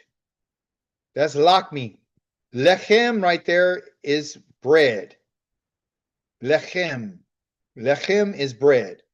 But it says lechni. That me again is mine. That little I right here, the little yo right here, that means me, my. Okay, so my bread. I need you to bring me my bread. Okay? And I also need you to bring me, so my lakmi, that's my gift. And then and he says by fire. Laishe. By the fire, there's a ruach nokoach to me. But here's the thing, I need you to guard it. That's Tishmaru. Shamar right here is to guard, and the U is all of you. You guys are to guard to make sure that you bring my lakmi. You bring my bread by fire to me. That's what you need to do. To me, li right here, li, to me. Le means to, and here is me. Li, you need to bring it to me. The staff towards me. Okay? When?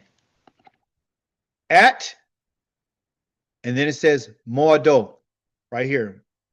The moado is the moadim. That's one of them at its appointed time. And that odd right there is witness. because you're going to testify that I've done something for you. So if I'm asking you for food as my gift, it means that I have given it to you. Correct?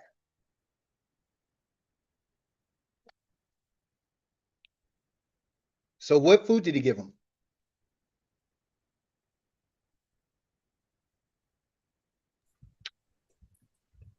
The Did he food give, that, I'm sorry, go ahead. go ahead, David.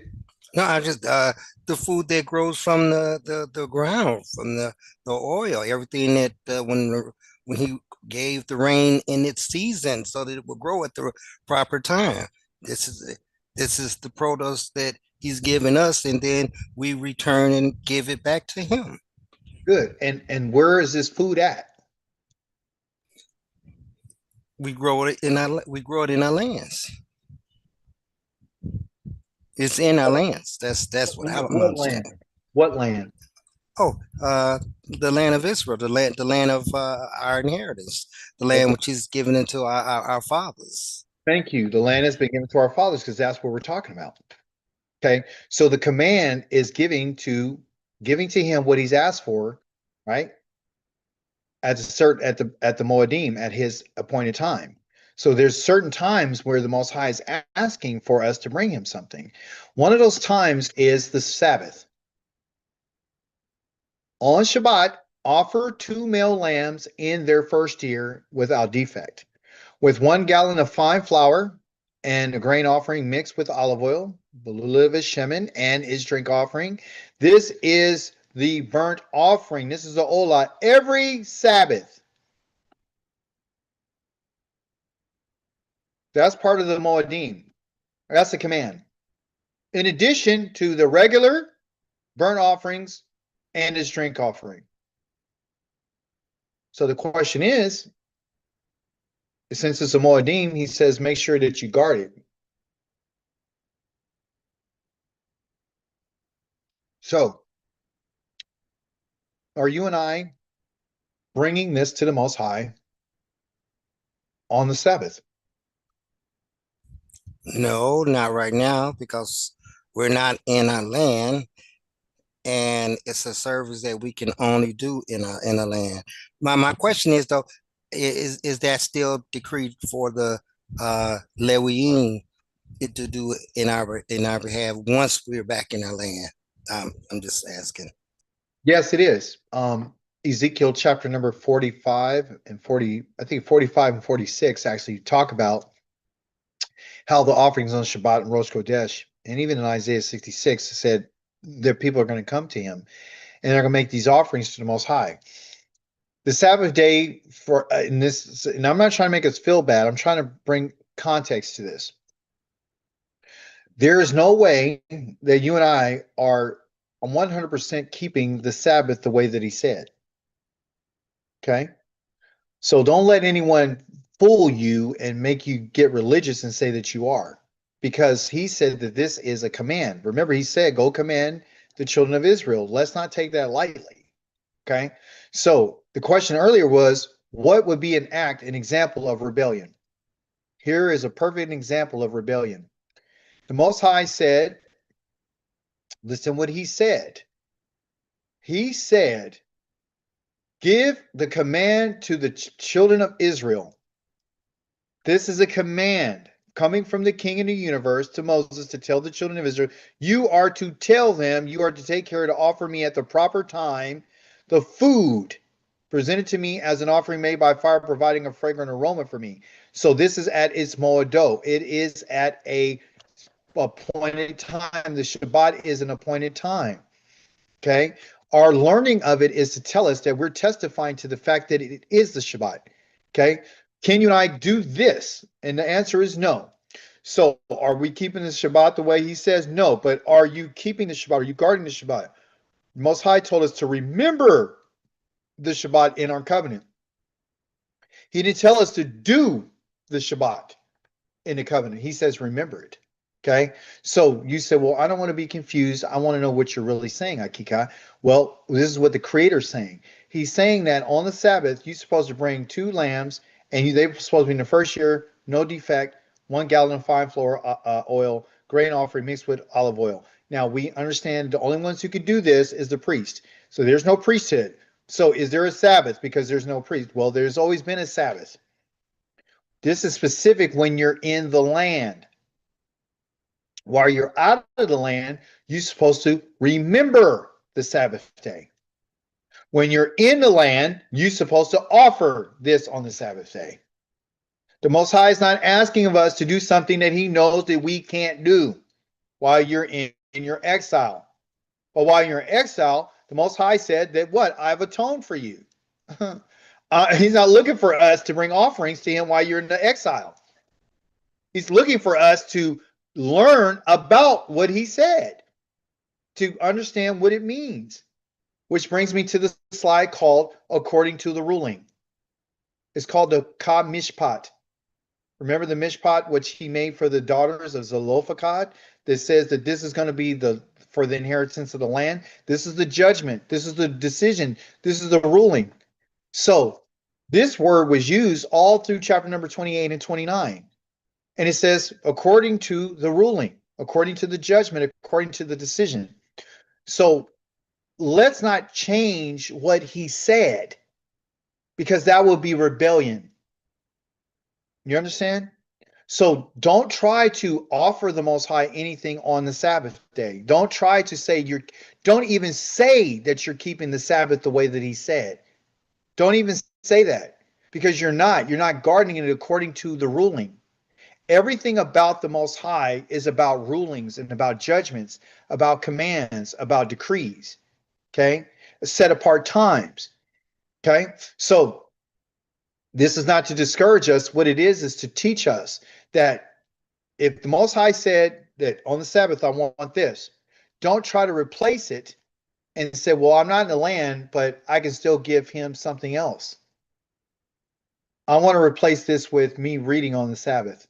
That will replace the 2 lambs in their first year without defect. I can replace this by saying that I'm not going to watch any television. I can say this, that I'm keeping the Sabbath because I unplugged my refrigerator. I'm doing what the Most High asked me because I did this. Yes, Rivka. That would be like Cain, what Cain did. He gave an offering that Yah wasn't pleased with.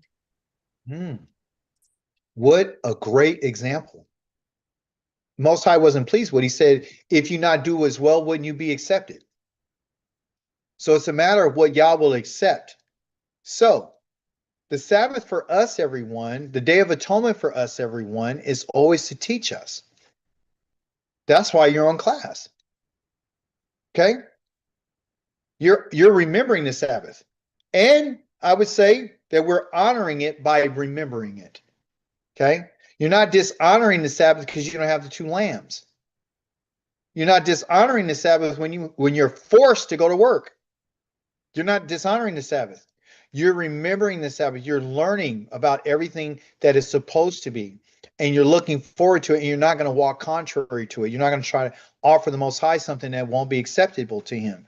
Because you understand that whatever decision has been made, you're going to stick to according to what the ruling is.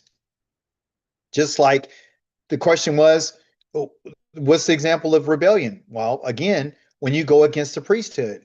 Well, Aaron and his priesthood is done. Pinchas is done. He's done with them. And so he's given us Jesus Christ now as our high priest. And all of us are priests. All of us are a holy nation, a peculiar people. We're all the holy people now. We're all set apart. That is rebellion. Yes. Yes, there's it's a group, a sect of people among us that believe we don't have to keep the Sabbath, but they take it even further with like the constant haranguing for people that want to honor the Sabbath. And I think we all know that we can't do it how it was meant to be done. Our ancestors failed in that. But it's about honoring the Sabbath. And I've noticed that, they've it's one thing not to remember the Sabbath, but it's another thing where they made the day grievous to them because it's this constant haranguing and telling people that you're sinning and you're doing wrong and you're going to be an outcast for even remembering the Sabbath and remembering the various statutes. We're not supposed to buy or sell and things like that. So I just wanted to add that in there because the Sabbath is our favorite day in the whole week, and we look forward to it. People say we're not supposed to be keeping it, even though we know we can't, or honoring it. But I delight in the Sabbath. So hallelujah. You just made me laugh, man. You made me smile Yes. because there are a group of people, like you said, who are out there who are trying to make people feel bad. I mean, I had a group that I was part of, and they were like, you know, you're sinning. You shouldn't be doing that. You shouldn't be teaching that. You shouldn't be doing that on that because we can't do it. Those are religious people. Those are your Yes. jobs, right? They don't Yeah. understand that the Most High established the Sabbath in Genesis. Okay. And he Right. gave it to the children of Israel as a sign. He said, this is a sign between me and you that I'm your Elohim. So remember that, right? Because he's trying to lead us back to saying that I'm your Elohim and I'm attached to the Sabbath Right. and you're attached to this. That's what's between us. He said it's between me and you. Mhm. So it's in our covenant, right? So anyone who wants to challenge you, Azania, you Yes. take them to the covenant. It's right there. So if you forget it, then you might as well forget the first word that says, I'm Yahweh, your Elohim, who Right. brought you out of the land of Mizraim. So if you're going to get rid of that one word, which is the statement of, you know, Zakor et Yom Shabbat Shehu, meaning that you're supposed to set apart. The setting apart, Kodesh Shehu, means to set it apart, set him apart from all other days. And he says, you know, you're not supposed to do any work, right? 6 days I've given you work. I'm trying not to do, you know, Hebrew. I don't want to keep doing it just in my head. But I gave you 6 days. And the seventh day is for me. It's for Yahweh your Elohim, right? And you're not to do any work. You, your son, your servant, your male or female servant, your animal, the stranger living in your gates, you know. And then he goes on and says that, you know, in 6 days he made the heavens and the earth.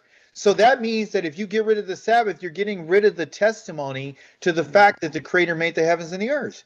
That's why you are supposed to remember it. Yeah. So I don't need to give an offering to remember that He created everything. That He ceased. It didn't say that He rested because He doesn't get tired. He ceased. That's what Sabbath is. It's a time of ceasing, a time of reflection from work. That's all it is, to look at everything you've done, everything He's done. Rivqua, I'm sorry. I took a little bit there. I see your hand. Go ahead. Toda. I was just going to say that, you know, the given everything in our time and where we're living right now, given everything that's going on, the Sabbath is also our power.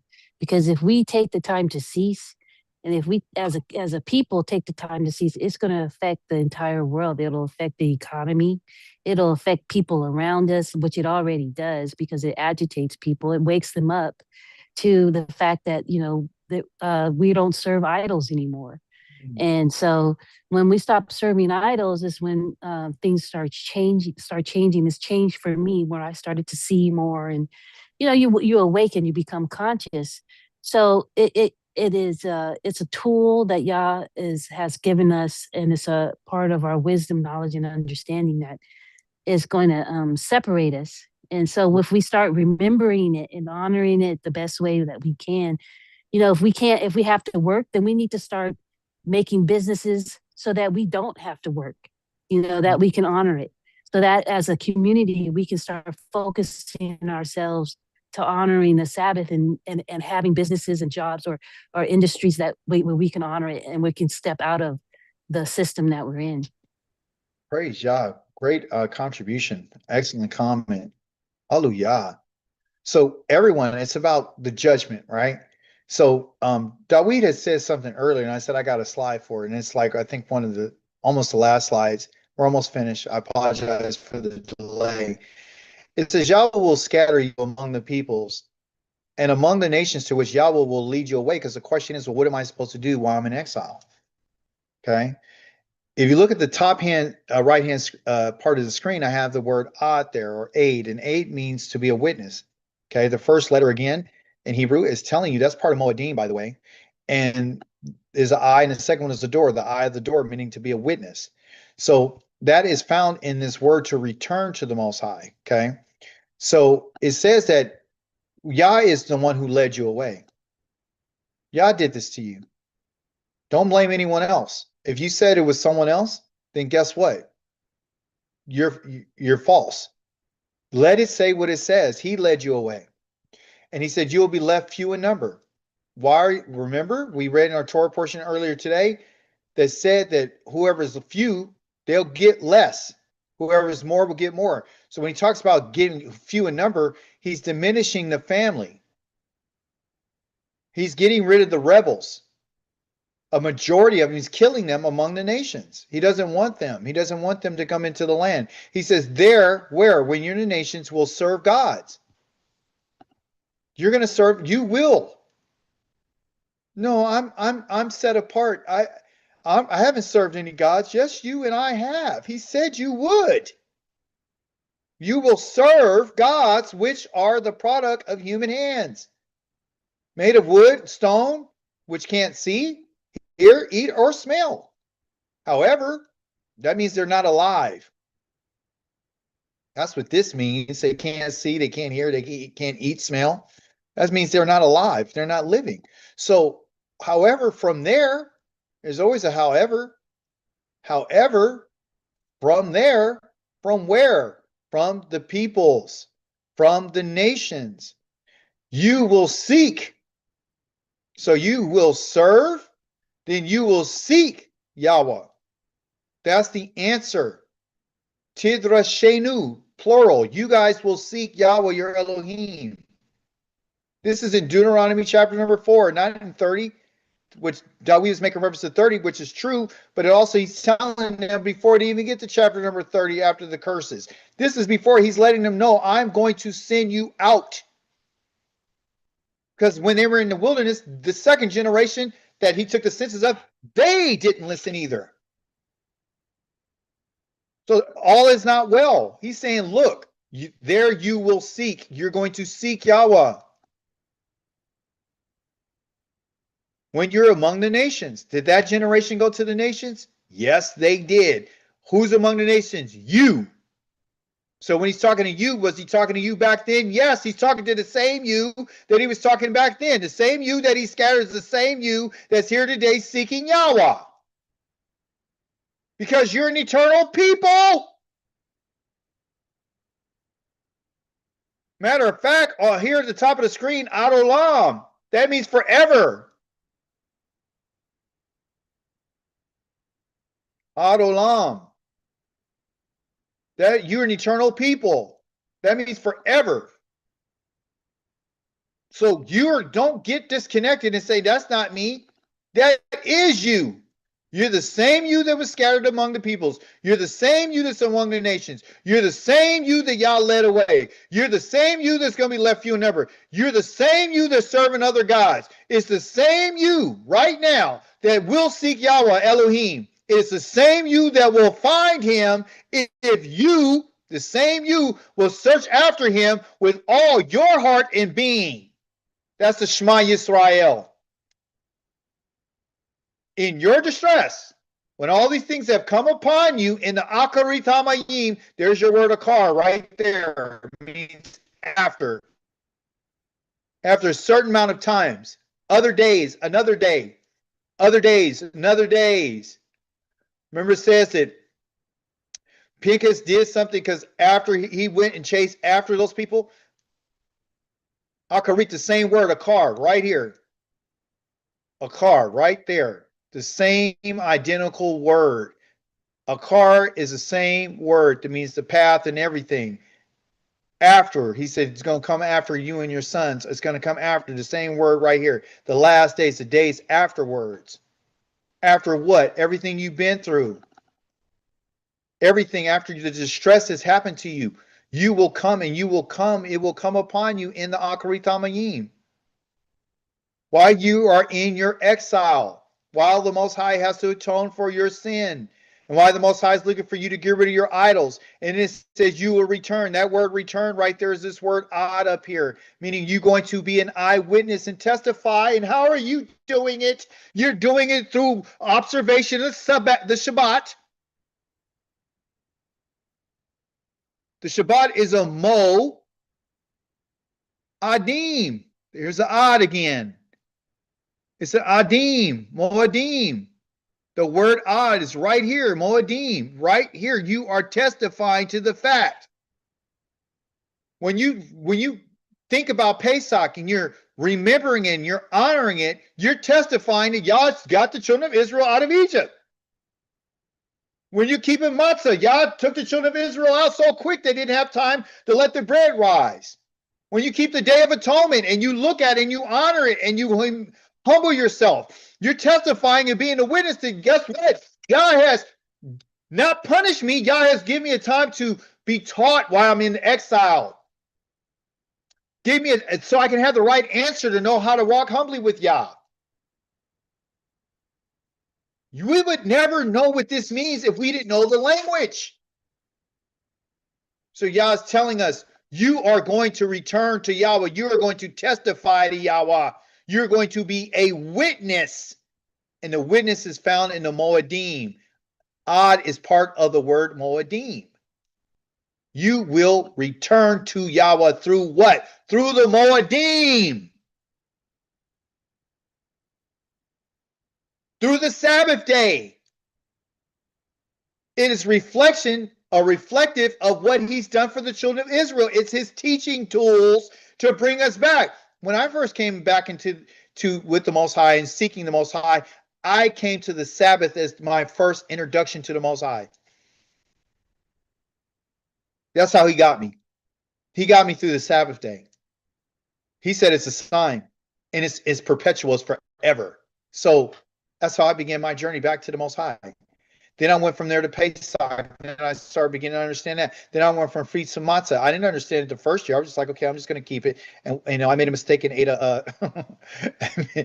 some chametz. I ate some chametz or some leaven one time, and I was like, okay, I'll never do that again. So I had some errors. I made some mistakes. You understand? But it wasn't intentional. But I still made a mistake nonetheless. So he's telling us that you're going to return to me, and you're going to do it through the Moedim. You're going to return to the Most High and become a witness, and you're going to listen to the Most High. You're going to listen to what he says. Did it say that you're going to do what he says? No, it says you're going to listen what he says. You're going to agree with the Most High. You're going to agree with it. Okay? He says, so can you bring the Most High his offerings? No, I can't, but you can listen to it. And you say, oh, this is what it's going to be when we get in the land, when we get to our ancestors, to the land that he gave to our ancestors. Oh, this is what it's going to be. Oh, he's told us to get rid of our gods. Oh, he said, if while you're in exile, I'll atone for you. And then the result of that is I would get rid of the standing stones and the pillars and all that. Oh, okay. Okay, I'm listening. Okay, so he says, what about the Sabbath? Okay, do I have the offerings? No. Okay. He said, I'm the one who sent you. Okay, so he's the one who led me away. I'm listening to that. You're going to listen to what he says. Then he says, for Yahweh your Elohim is a merciful El. Going back to what he said earlier, that I'm El, I'm a merciful El. Merciful means I'm of the womb. Well, why would you tell us about the womb? Because merciful means the womb of a woman. So why are you telling me about the womb of a woman? I'm telling you because even though I left you few in number, if you look at the top of your screen, he left us few in number. Why? Because you're not having as many children. Yah's intention is not for us to increase and grow here so we can populate this land. Is to take a small percentage of us and put us back into our own land so we can grow there. Because the mercy of Yah is having to do with the womb. So you can continue to have your family. He will not fail you or destroy you or forget the covenant with your ancestors, which he swore to them. So when you read Pinchas today, or this last week, he gave him a covenant. And what covenant is Yah saying he's not going to forget? I'm not going to forget the covenant that he made with Abraham, Yitzchak, and Yaakov. He's not going to forget the covenant that he made at Mount Sinai with our ancestors. That he said, I'm going to be your Elohim. He's not going to forget that because he's merciful. His mercy is that I'm going to allow you to see the door again. I'm going to allow you to see the door of the tabernacle. Well, how do you see the door of the tabernacle? Well, when Moshe put up the tabernacle, he went in and he got all the information and he came out and told the children of Israel what Most High had said.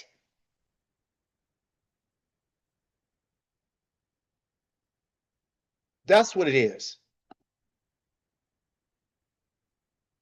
So he's not going to forget any of that. So here are the final words of the Most High. He says, hear the word of Yahweh, house of Jacob, house of Yaakov, and all the families in the house of Israel, all 12 tribes and all their descendants, and every son, every daughter, old, young, whoever you are.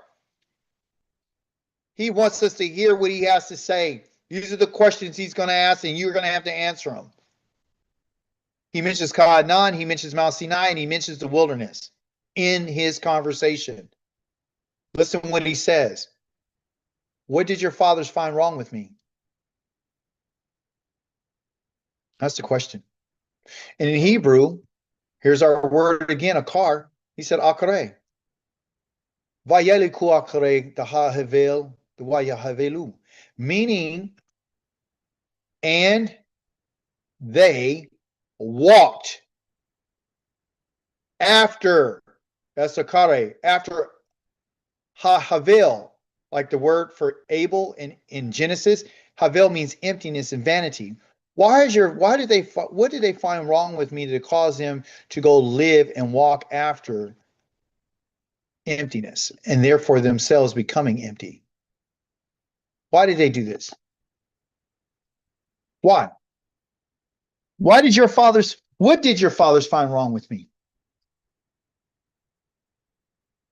Why did they go after other gods? Do anyone have the answer? Who wants to answer this question? Because he's making reference to when they went into the land of Canaan. That's why, because he's talking in reference to when he brought them to the land. When I brought them to the land, why did they walk contrary and went after other gods? Anybody want to answer this? Give me your opinion. Didn't we always wanted with the nations had? We were like, you know, when we insulted the Most High, and we didn't want him to be our king, we wanted to pick a king like the other nations had. Thank you. You know, and that was Thank crazy. you. Yeah, I agree. Yeah, I agree. crazy. Yeah. That's I the agree. Yeah, I agree. They came out of Egypt with all this nonsense, and it kept with them. They just stayed with them, and they just continued it. They just was just hard headed, stubborn. They just wanted to do their own thing. Yeah, the question is what was the wrong? What was the injustice? Because in Hebrew it talks about the injustice. What was the injustice with me that would cause them to, when they get to the land of Canaan, to do this?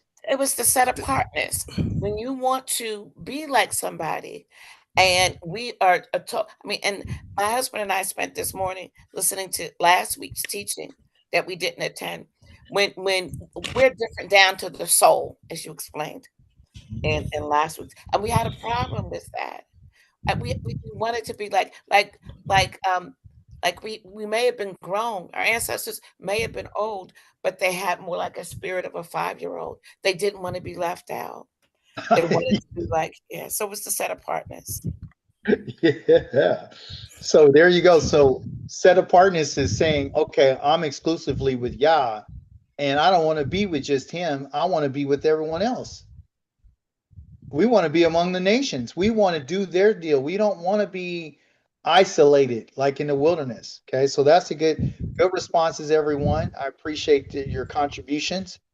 So that's some good answers. So he said, what injustice did they find with me? Why did they go after that? And the answer is what you said. They want to be like everyone else. They don't want to be set apart. They don't want to live by themselves. They want to be included. They want to be a spoiled brat. They don't want to follow what he says. They want to do what they want to do. Okay? The next question is this that he asked. He said, they never asked, well, where is Yahweh, who brought us out of the land of Egypt? Why is it, Azani or Elder Bill, you raised your hand. Yes, it's still like what you're saying, it's still into today. From the first question all the way till, when we were set apart, even then, even now, and somewhat of our times who are at least in their 60s can remember the stories of our parents searching to be able to share the same water fountain, the same bathroom, the same restaurants. So if you look at the trend to all the way to our children's generation, it have not changed. That's Wow. why Yahweh deals in mathematics. That's why it's 2/3 and 1/3. It's Yeah. it's if you really take a look at how everything goes, it's in his time. Everything will happen. No matter how me as a husband, as a father, I, I made a statement one time that got carried all through the community. I said, my sons, they don't listen to me. I didn't mean they didn't listen to me with their ears. Of course they hear me, but they weren't doing what I asked. So by me not explaining it fully, people thought that my sons didn't listen to me. Listening to me is when I tell you something because I've been your age before, but the thing is, you never been mine. Obviously, what I'm trying to tell you is it's better now to bend your knee, bow your head before he comes off his throne, because every knee's gonna do it. So why wait? Start doing it now. Cry out aloud. But again, they hear me, and when they're in times of trouble, they fall into religion. They cry out in times of trouble and call me with their troubles. Yeah. Not realizing that I'm only but a man. I You know, can't you know what? That's what you guys you tripping out. Guess what I'm hearing though? This is deep. Okay, so they're your sons. They're younger than you, right? So yes, way younger. But listen, remember, we're eternal souls. Right. We're eternal. Yes. Your sons, like my son, may be those descendants of those who just are the ones that were in the camp. See, we're thinking because they're younger that their souls are younger. They might be the sons of the fathers. They might be the rebels. Who knows? We're talking to the people that, because remember, as we shared here in the slide, it says you. Look, you. I scatter you. That's plural. You. We're an eternal people. So often we're thinking, I'm thinking my son is younger than me. So he's a baby soul. No, he could be the soul of an old elder or out of my family line. That's a soul that's a rebel that the Most High just gave me to as a son to try to talk to try to reason with. Ain't that a mind-blowing idea? Reason with the soul. He's an eternal soul. Hallelujah. Hallelujah. So when we're talking here, it says that, in Lenecanon, but look, here's another part. I have Mount Sinai because when I was reading this, I was like, okay, well, Yah's asking a question, where is Yahweh? He said, they never asked. Where's Yahweh who brought us out of the land of Egypt? This is part of it, right? When I looked at that, I said, well, when you brought him out, what are you talking about? He said, he's talking about Mount Sinai.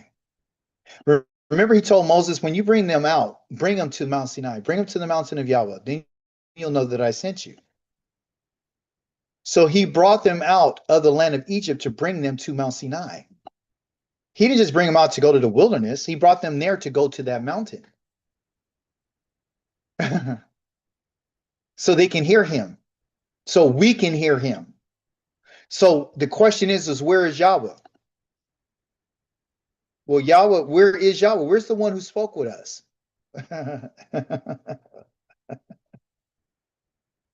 Mount Sinai, this is talking about the covenant.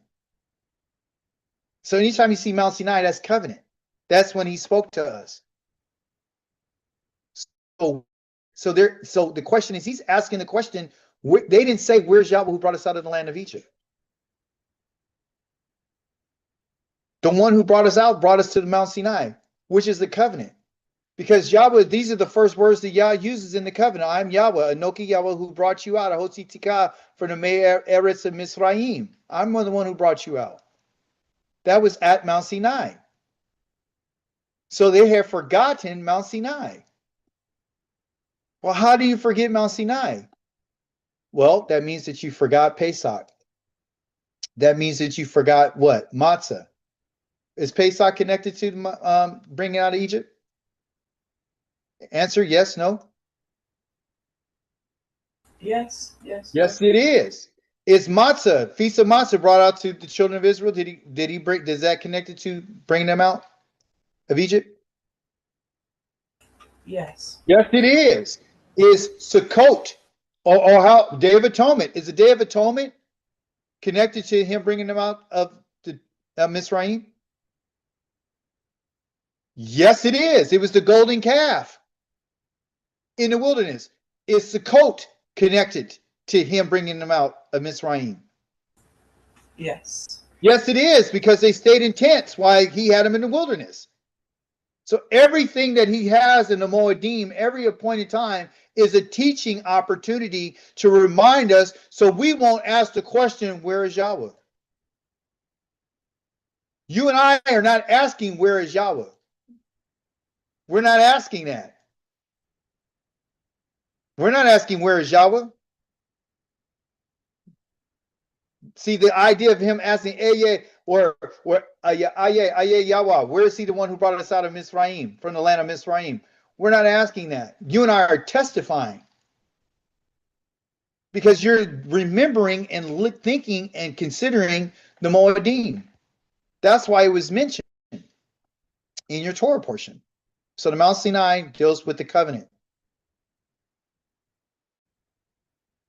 The wilderness. This is a follow-up question. Who led us through the desert? That is the Bamidbar, which is the book that you're in right now. Through a land of waste and ravines, through a land of drought and death, dark shadows, through a land where no one travels and will no one ever live. Loavar ba ish velo yeshavadam sham. Meaning this, there has never, absolutely never been anyone who's ever crossed her, the wilderness. So why is this important for us to understand? Because Yah says no one has ever crossed her. Letting you know that the only reason why you were able to cross it, because you were there, I was there, just in a whole different body. The reason why you and I were able to cross the wilderness, Ba and her, was because Yahweh was with you. Yahweh was with us when we were in the wilderness. Yahweh was the one who spoke to us at Mount Sinai. Yahweh says, Ish, there has never been a man who's ever been able to do this outside of with the Most High. If you look at the word avar, avar is the root for our word for Hebrew. It's called Ivri. Same letters, they just got a different sound. Okay, so Ivri, ayin, and a bet, and a resh, and then I put the yod right here. Ivri. Ivri. Same word, avar, right here. That means one who's crossed over. So you crossed over from one land into the next, but in this place, there has never been a man, a human being, an Adam, a man or a woman, who's ever been able to live in the wilderness and neither to cross over the wilderness. The lo there is absolutely never, and here's a velo right here, never. There's no one who's ever dwelt in the places that you and I have dwelt in. There's no one who's been able to endure the dark shadows of the wilderness. So, Elder Bill, going back to what you said, Most High has used these opportunities to get to us and to teach us and to set us apart. I think it was you or Azania that mentioned that no one wanted to be separate. No one. So the set apartness of Yah means I'm going to take you to some place where no one else can go. No one has ever been able to do this. No one has ever been able to dwell there. There has been no Adam, no human at all who's ever lived in the place that you've lived. And that is in the wilderness, which is Bamidbar. So when you and I are going through the book of Bamidbar, when you and I are going through the book of the desert, we're asking who's the one who's speaking in the desert? Who's the one who took us to the places where it was no way humanly possible for you to survive? But because Yahweh was with us, he's the one who led us through this time. And as if he can do this, and he has, then Yahweh surely can take us from the lands of the enemies that he sent us to If he's the one who scattered us here, he's the one who's going to come and get you.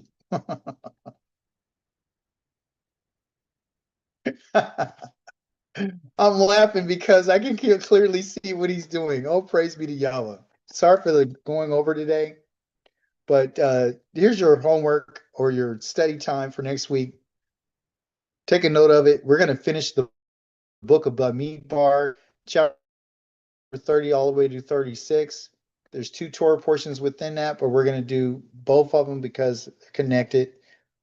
So it's only 6 chapters. The Haftarah be Jeremiah again, chapter number 2, verse number 4 through 28, and chapter number 4, verses 1 through 2.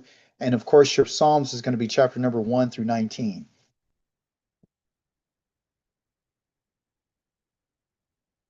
All praise be to Yahweh. I'm so happy today because I've learned a lot. I've learned so much today. You know, when I'm putting this together, you guys, I'm saying, okay, yeah, what do you want us to learn? You know, what can we learn? And we're learning so much. We learned a lot today. I did. I learned that, hey, a day of atonement is not a day of punishment and affliction for the soul, for the purpose to just say, pour me, I'm hungry. It's for like, here's the answer to teach me to learn that humility is part of the walk. That was very profound. It is to teach us on how to walk with our Creator. The Moedim, to testify, and Yah uses the Moedim, the appointed times, the Sabbath, you know, Pesach, everything's in chapter 28 and 29. He taught us today that the judgment of Yah is according to what has been written and can never be changed. They can be beneficial to us if we fall in line with it. If anybody tried to change the judgment that he gave to the daughters of Zelophehad, it would affect not only them, but it affect the generations to come. To let you know there's not going to always be a family with sons. It's going to be some daughters. And there's a judgment that he said, Cain, the Banot. What the daughters have said is correct. They are correct in their judgment. And they sought and went to Yah for judgment, and he gave it to them, and it benefited them and their families to come. If you can die in your own sin, but you won't be cast out. But if you rebel against the Most High, there is no way possible that you're going to inherit anything. You cut your whole entire family line off by you simply not doing what you're supposed to be doing. And we know that we're the people. I'll bring it up again to let you know you're an eternal people. And here it is. Because y'all was talking to the whole family. This is what he told you. And he told us this in Deuteronomy 4. And he's telling us why we're in exile. I'm talking to you. You guys are the people. You're the same people that I was talking to here. It's the same people that are in the nations right now. Now, are you going to testify and witness to this? You're going to return or what? Are you going to listen? Huh? Or are you going to go against the judgment, the rulings of your master and your king? Are you and I going to add to what he said, or are we going to take away from what he said? Are we just going to accept it? Huh? What are we going to do? What is it that we're going to do? Remember everything that the Most High said to us. There was nothing wrong with Yah. Nothing. Yah was at Mount Sinai, and he came and he spoke to us. Praise be to Yahweh. And of course, we're almost through. We're walking through the wilderness. After we get through chapter number 30 and through 36, we're going into the book of Davarim, which is a beautiful book. And guess what? That book, everything happened in one day. That whole book was written in one day. For that one day. That one day. Davarim is a one-day writing. Not weeks, not months, one day. Where he goes over everything. You know? And that's it. Hallelujah. Any questions, comments, contributions? Sorry for being long-winded.